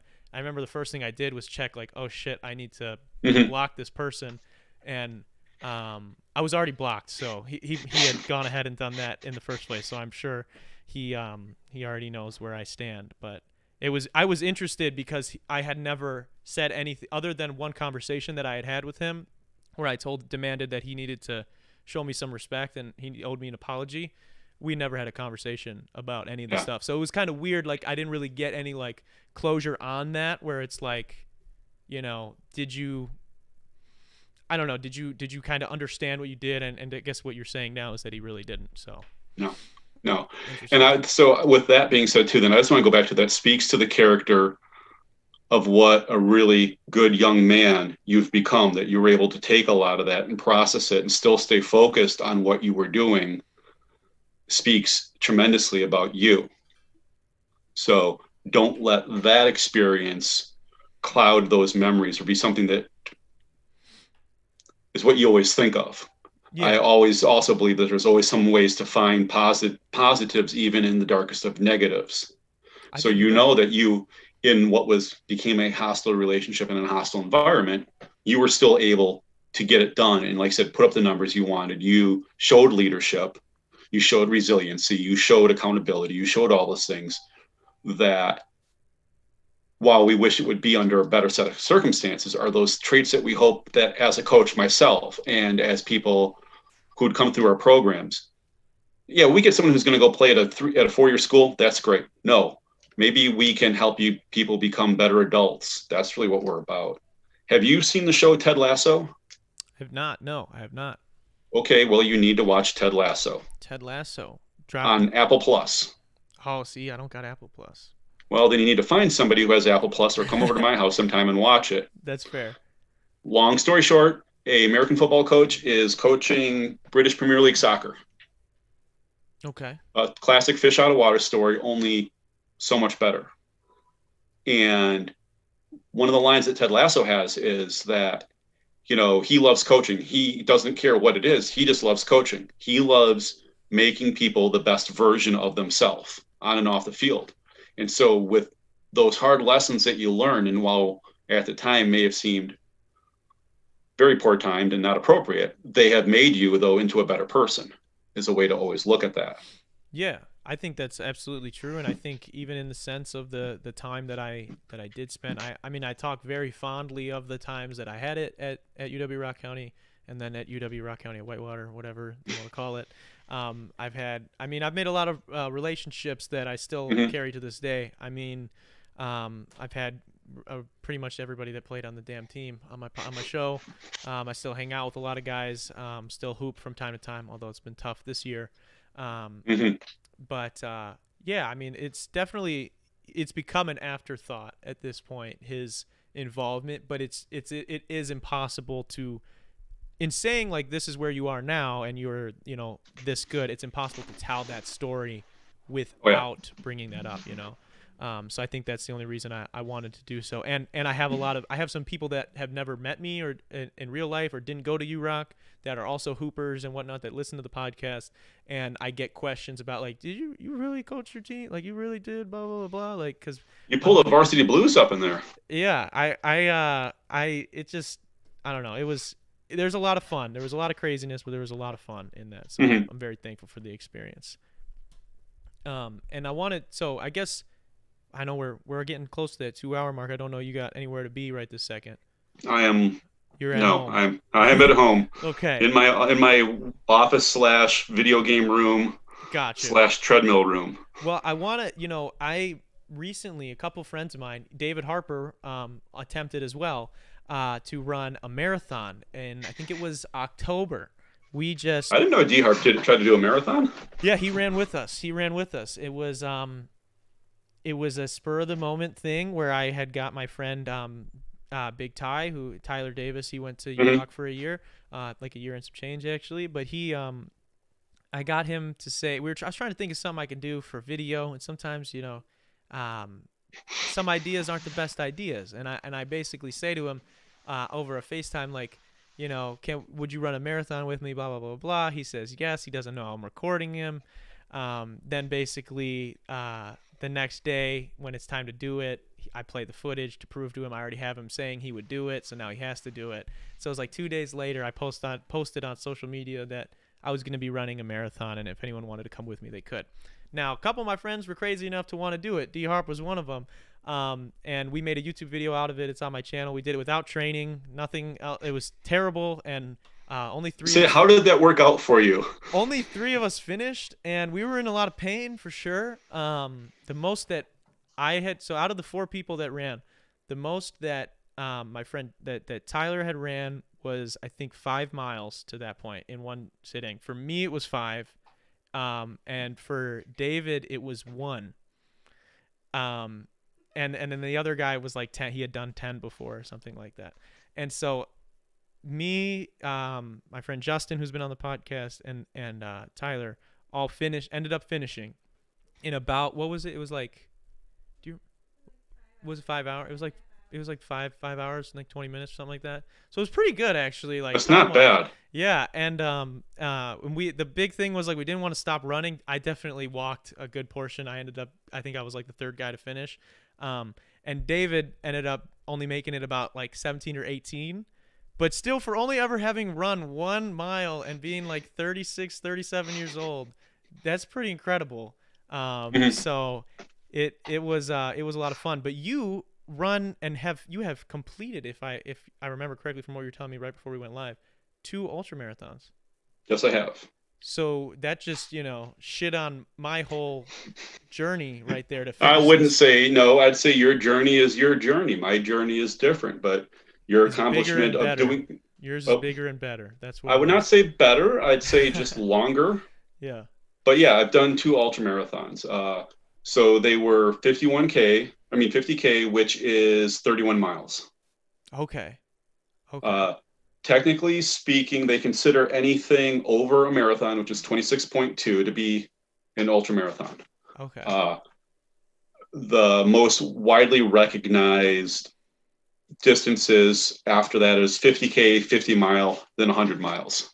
Yeah, David Goggins is the guy who's doing the 100-mile ones all the time. I want to read his book really bad. I really do. He's an interesting guy. What's interesting about Goggins is he never really. He did it to push himself. I would not say he is your classic endurance athlete. Yeah. He does it, he's former military and things like that. He's a phenomenal person, but he does it more to push himself. Mm-hmm. I got into it because, super long story short, I mean, my life is always a long story. 2016, had my son who got a viral illness and became permanently disabled.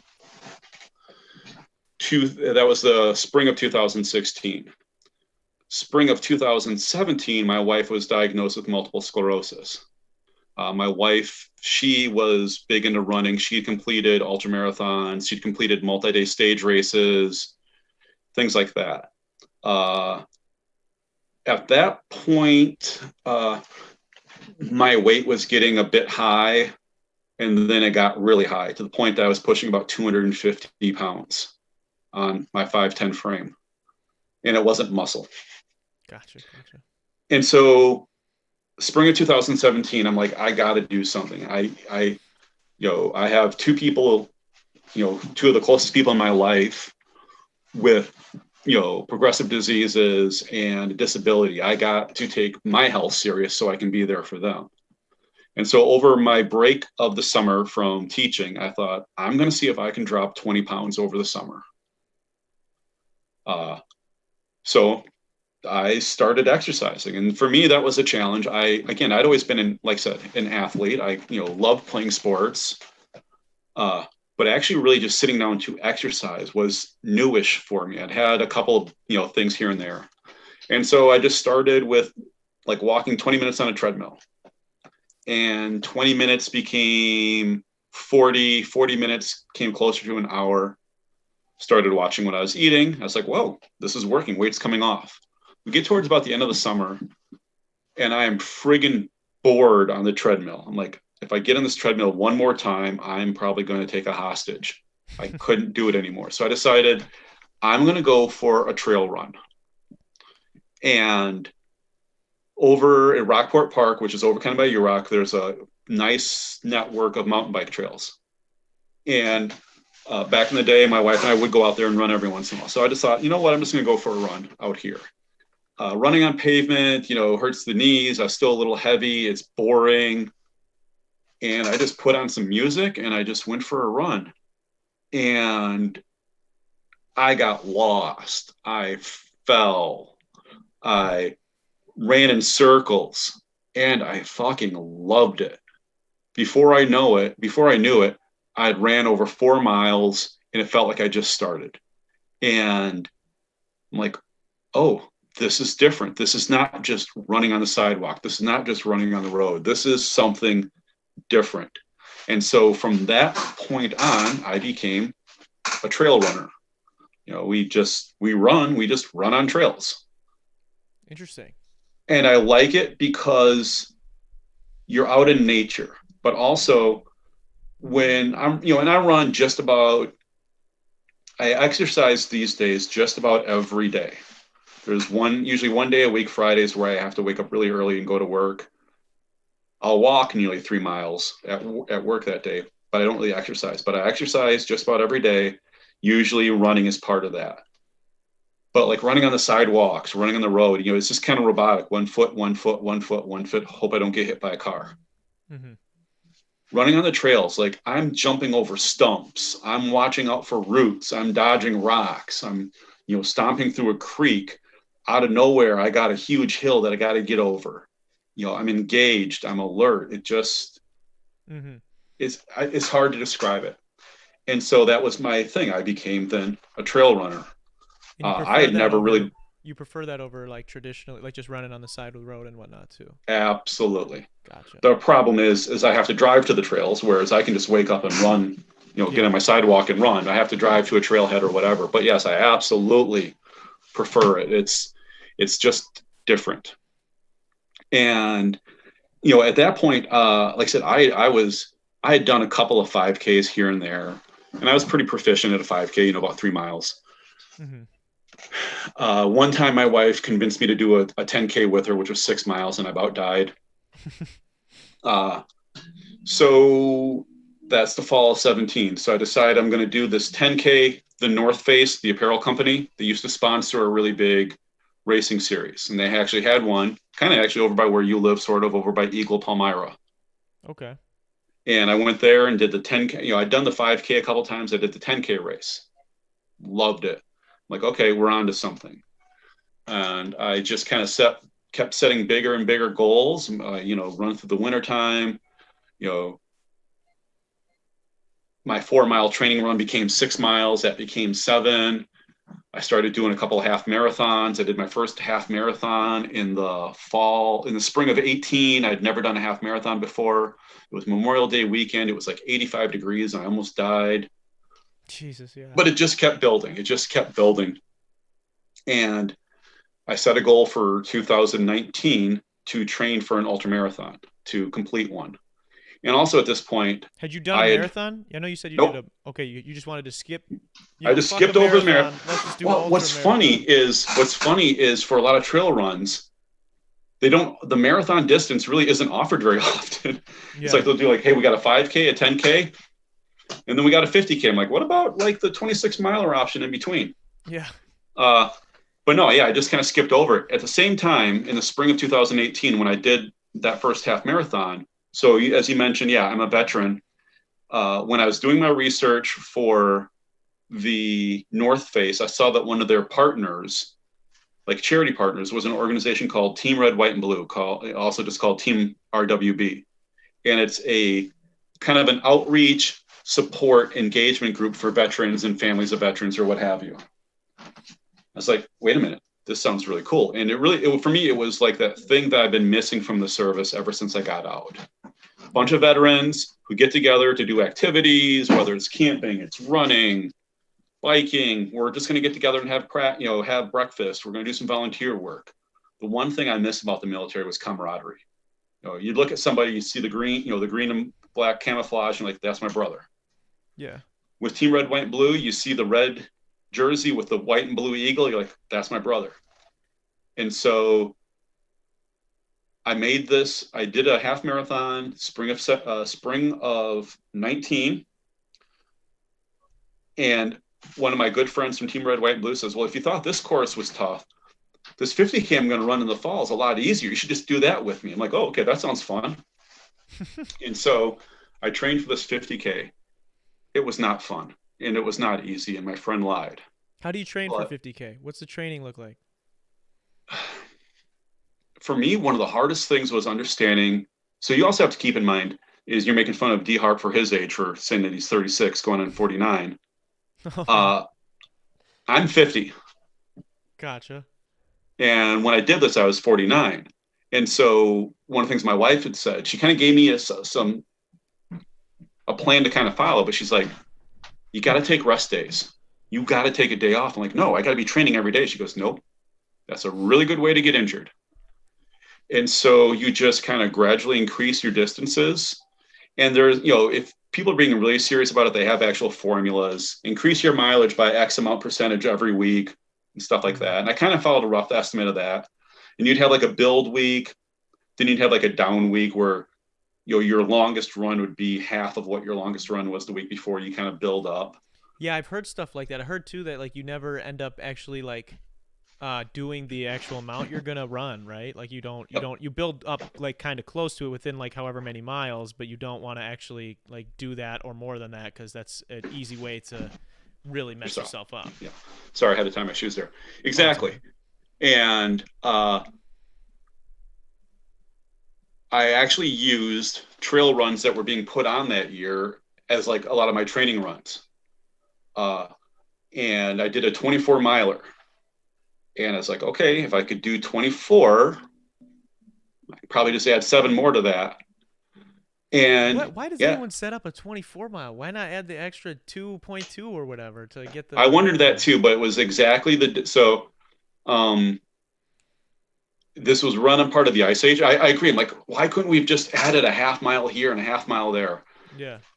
There's these 2 segments of the Ice Age Trail over kind of by the Belleville, Brooklyn area, okay, west of Madison. There's these 2 segments of the Ice Age Trail that just link up perfectly to each other. And it's exactly 6 miles with the 2 links. I'm like, yeah, I would have loved to get that marathon out. So it was what we call an out and back. We ran to the end, back, then we ran to the end and back twice. So yeah, I really wish that would have been nice. I could have checked that one off, because I got so many 5Ks, 10Ks, halves, 2 50Ks, but I don't have that that 26 miler. And, how do you get ready for a basketball season? You have a plan. How do you balance multiple things? You just do it. You just do it, because otherwise it's failure, and failure is not an option. And so trained, and I trained sensibly. So that's when you're saying you're going to run a marathon without any training. I'm like, ooh. Yeah, it rips you up, man. It was bad. It was real bad. My guy Tyler had to do physical therapy afterwards because of it. So, yeah, it's my wife bad. will say that most healthy people your age, Tyler's age, can usually fake your way through like a half marathon with minimal training. But you start going above a half marathon, you actually need to take it serious. Oh yeah. And so, yeah, we just, I had my plan. I followed it. Some days were good training days, just like some days you have a good practice. There was one day I remember I drank way too much water way too quickly, and I got really sick. Like, it's called hyponatremia, where basically you dilute your salt. Yeah. Oh, I've heard of sodium. This, yeah. So I did that by accident, and I don't even really remember driving home. I was so woozy. I just remember when I got home, I was laying down. I'm like, oh, I think I have to puke. And I just exploded water vomit all over my bathroom. Oh God. But you learn from those things. I'm like, okay, I've learned.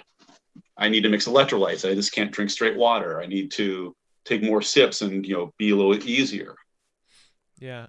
I really enjoy running too. I hated running, and I still dislike, I think I understand the importance of sprints and whatnot now in athletics, as opposed to when I was going through being coached and whatnot and growing up. For me, never doing cross country or doing very little track, running was a punishment in the sports that I played, right? So it was I never wanted to do it.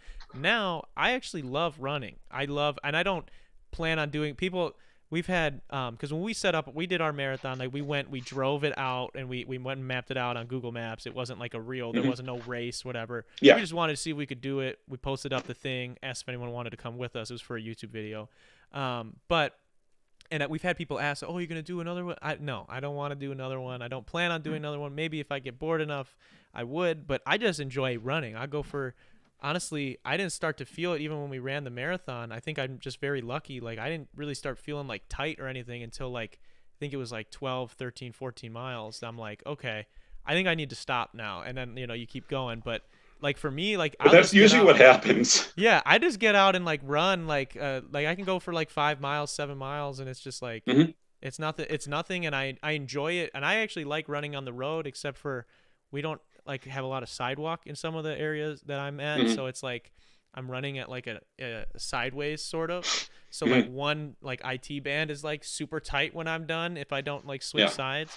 But I love it just being able to, sometimes I don't even run with headphones. I just like to just be there and I don't know. I like that I can see how far I've gone and stuff like that. So I really get bogged down on the treadmill sometimes where it's kind of boring. The only reason I can stand the treadmill is because I have a stupid video game that I can play in my iPad. It sits there, I can balance it, and I can play this game and just distract myself. Yeah. So when I do a treadmill workout, I actually don't run that much. I'll sprint for about a half mile, 3/4 of a mile to kind of get my heart rate up. And then I just kind of more walk at a fast pace. Yeah. I'm on the treadmill because I hate it. And I get you about all that too. For me, the only opposite is unless I'm with somebody, I just have to have music. Music has always been that thing, and I just have to have my music. One of the really cool things that I love about running, and I try to encourage former athletes to keep going. For me, it's also been a way that I've found even though I'm super laid back and easygoing, I am incredibly competitive. And running has been this thing that allows me to have this competitive outlet in a healthy way. So I'm competitive when I run, so I'm not competitive at work and trying to undermine the people I work with so I look better. And you can be competitive against the people you run. You can be competitive against yourself. You can set your personal records. You can, try to beat other people. You can go for age group awards. I've gotten to the point that for 5 and 10Ks, I'm pretty competitive in my age group, depending on the size of the race and things like that. which is really cool. That's interesting that you mentioned that. I didn't really think of, other than like, I guess you don't realize that there's all these different levels to it, because for me it's like, I'm not looking to, sometimes you only see like, okay, well, I'm not going to make the Olympics. Like, why would I be, competitively running and whatnot? But that makes a lot of sense, actually. Yeah. And, if I were to say that I have any athletic accomplishment, I won an age group national championship for trail running. Oh, wow. Congratulations. What was the award specifically? So 2019, so you've probably heard of like Spartan races. Yeah, we have one right here in Richmond, like right across the border. Okay. So, that's a brand. So there was a brand that was called Viking Dash, and they would put on trail races across the country. And they did some in the Chicago, more Crystal Lake area. And it just looked to me like it'd be a fun time. And it takes a special kind of person to think that that's a fun time. I got that a lot with the marathon thing, that they're like, why did you think that was a good idea? I don't know. Well, I know that at like an ultra marathon distance, I'm not going to be competitive. I'm doing that for me to push myself. But like I said, at shorter distances, I can be pretty competitive. And they offered a 15K version, which is about 9 miles. Okay. And somehow I took second in my age group at the Chicago race, which qualified me for nationals. Wow. And I went to the national race and I friggin' won it for my age group. That's insane. That is they insane. They had 45, it was a smaller age group, but it was 45 to 49. Mm-hmm. And I friggin' won it. It's one of the few times that I've approached something like that, though, with like a real strategy and a plan. Yeah. They had sent us pictures because it was in Muncie, Indiana. That's where they're headquartered. And they'd just been getting hammered with rain. They posted a picture of one of their workers standing in like ankle deep mud. Oh, man. And I knew that everybody racing was going to have to go through that mud. So that would be a great equalizer. Because some people have different strategies. Some people are like, hey, I'm going to go out really fast and try to maintain for a while. Some people are like, I'm going to go out a little bit slower and build. I knew that everybody getting to that mud was going to have to slow down and probably walk and take it easy. So I went out a little bit hotter and, stuck to my plan. And like I said, I hit that mud and everybody had to walk because you were not running in that mud. It was like grabbing your shoes. I'm seeing people walk by carrying one of their shoes in their hands. Oh, gross. I'm finding spare shoes. I get my turnaround. I go back through the mud. Now my shoes are all heavy and stuff like that. And I saw this guy in front of me, and my wife and I would often talk about when we're doing races about we're going fishing. I see that guy in front of me. My goal is to reel that person in. So no matter what I do for the rest of the race, I want to reel this person in. And so I'm trying to pick up the pace, and I see he's going a little bit slower. I'm like, okay, I think I can do this. And I don't know what it was, but something hit me. I'm like, that guy looks like he's 45 to 49. And that's my goal, is to pass this guy. If I don't do anything else, I'm going to pass this one guy. And he was the guy that was in first, and I reeled him in and passed him. And wow. I'm like, okay, I will take this. That's awesome. That's incredible. Congratulations for real. And that was one of those pictures, the picture I sent you that you used was me at that race. Oh, wow. Okay. So now we get the history behind it. That's insane. Yeah. And like I said, I went in with a little bit of strategy. Those are always those things when we plan like a long run or whatever. How much are you going to carry? Are you going to carry your own hydration? Are you going to count on aid stations to provide you with something to eat or drink along the way? Mm-hmm. And I just thought I will be faster if I can just run. I'm not going to have a hydration belt or carry a water bottle. I'm just going to rely on what they have and hope to God I don't die of dehydration. Mm-hmm. Yeah. Do you drink a lot of water right before, like the night before or the day before? I don't know what the correct way to do it is. I usually drink a gallon a day of water, between a gallon and a gallon and a half. But the day before the marathon, I drank 2 gallons, and then I just didn't drink any water the day of because I was like, we were doing it early on, and I didn't want to have to pee during it. So that was my logic. That was probably a pretty safe bet. Yeah. And really, this is for any athlete. Hydration and nutrition should usually start 2 to 3 days before your event. Okay. So I will start upping my hydration gradually. I will start upping my calories and changing kind of my caloric makeup. Because again, that's for me, that's one of my challenges. I still struggle sometimes with my weight. Like I was telling my wife, I'm doing a favor for a friend at work, and their payment to me was a bag of candy. I'm like, Jesus. Like I had to physically get up and go give it to somebody else in a different office, or else I'd eat this whole bag of candy while I'm grading papers in my office. And I still struggle with those things. So I'm always in this thing of like trying to eat healthy, trying to eat right, less calories, more vegetables, versus making sure I'm bringing in enough carbs that I can fuel myself for a long run. So I'm always kind of like this balancing act.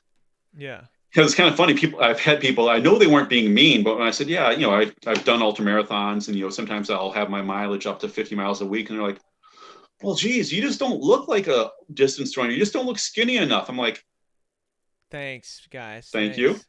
Okay. That's awesome. Wow.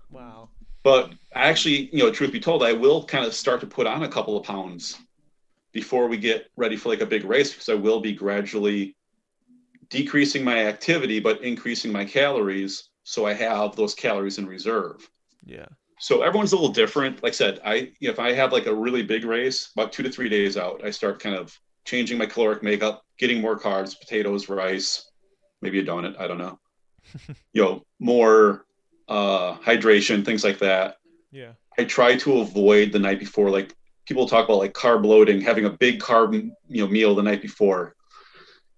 Some people it works, sometimes also that can just be a gut bomb and be a recipe for disaster. And, you don't want to be at like mile 15 and suddenly you're puking or shitting and stuff like that.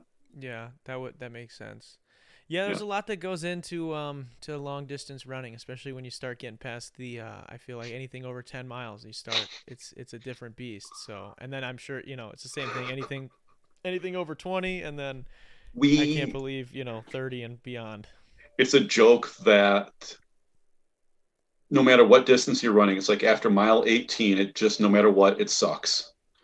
Every race I've done, including, that 24 miler, I felt really good up until like mile 18. There's something that just happens at mile 18. You're just like, man, this is no longer fun. That is so true. That's funny that you say that, because that's when we lost D Harp, was like right before 18. And I was going to say that mile 18, that's when it sucks. Yeah, and then 18 is when the other two guys ended up I was shot, and the other two guys started pulling ahead of me a little bit more, because I was like, dude, this is something different. It is really weird. Yeah, it's like for some reason, mile 18 is just where just no matter what, just seems to go to hell. Yeah, it's bad. That's funny, actually. I wish I would have known that when I was editing the video, because I like edited the video, and it's like when we were at 17 point whatever, that's when D Harp whatever gets he wasn't able to keep going and stuff like that. So that's funny. So we've covered a lot. We've covered a lot today, Grant. We covered the fall, not really the rise and fall of 2-year schools, athletic programs, my own experience, our own shared experience at UROC, and your ultra marathon running experience as well here today. Do you have any questions for me before we end up wrapping here? As far as questions, no, not really. I follow you pretty closely. Again, I just want to say how happy I have been to get to know you, how proud I am for what you're doing now, and kind of how you are striking out and kind of doing your own post-UROC thing. I think that's really admirable, man. I appreciate that, and thank you, and I really do thank you for coming on the show and just being able to give my audience like your perspective on events that we've talked about a lot here, as well as a little bit of your mindset. Let me pick your brain about the marathon running, because again, my audience saw me almost kill myself doing it, so I'm just happy that someone who knows what they were doing gets to talk about it on here. Maybe next time you should actually train for one and see what the difference is. I'm sure it would be very different. So I'm sure I wouldn't feel quite as bad afterwards. I couldn't walk for a couple of days, so it was bad. But I thank you again for being on the show. It was really awesome to get to talk with you. I also want to thank anybody who tuned in live, or if you're listening the day after on Spotify, or watching this on YouTube the day after, or whenever you're getting a chance to see this. Thank you for checking this out. And if you guys aren't yet, you should subscribe, because it really helps the channel out. Also, I want to say thank you to our patrons who support the channel. We post on Patreon exclusive content, behind the scenes footage, how we craft our music, our songs. And if you're interested in seeing any of that and just supporting the channel, you can do so for as little as $1 a month. And if you guys want to check that out, it's at patreon.com/DarrenRita. Also want to say a quick shout out to Kenosha Auto Insurance for sponsoring another episode of the Detox Podcast. And with all that being said, I will see you guys here next week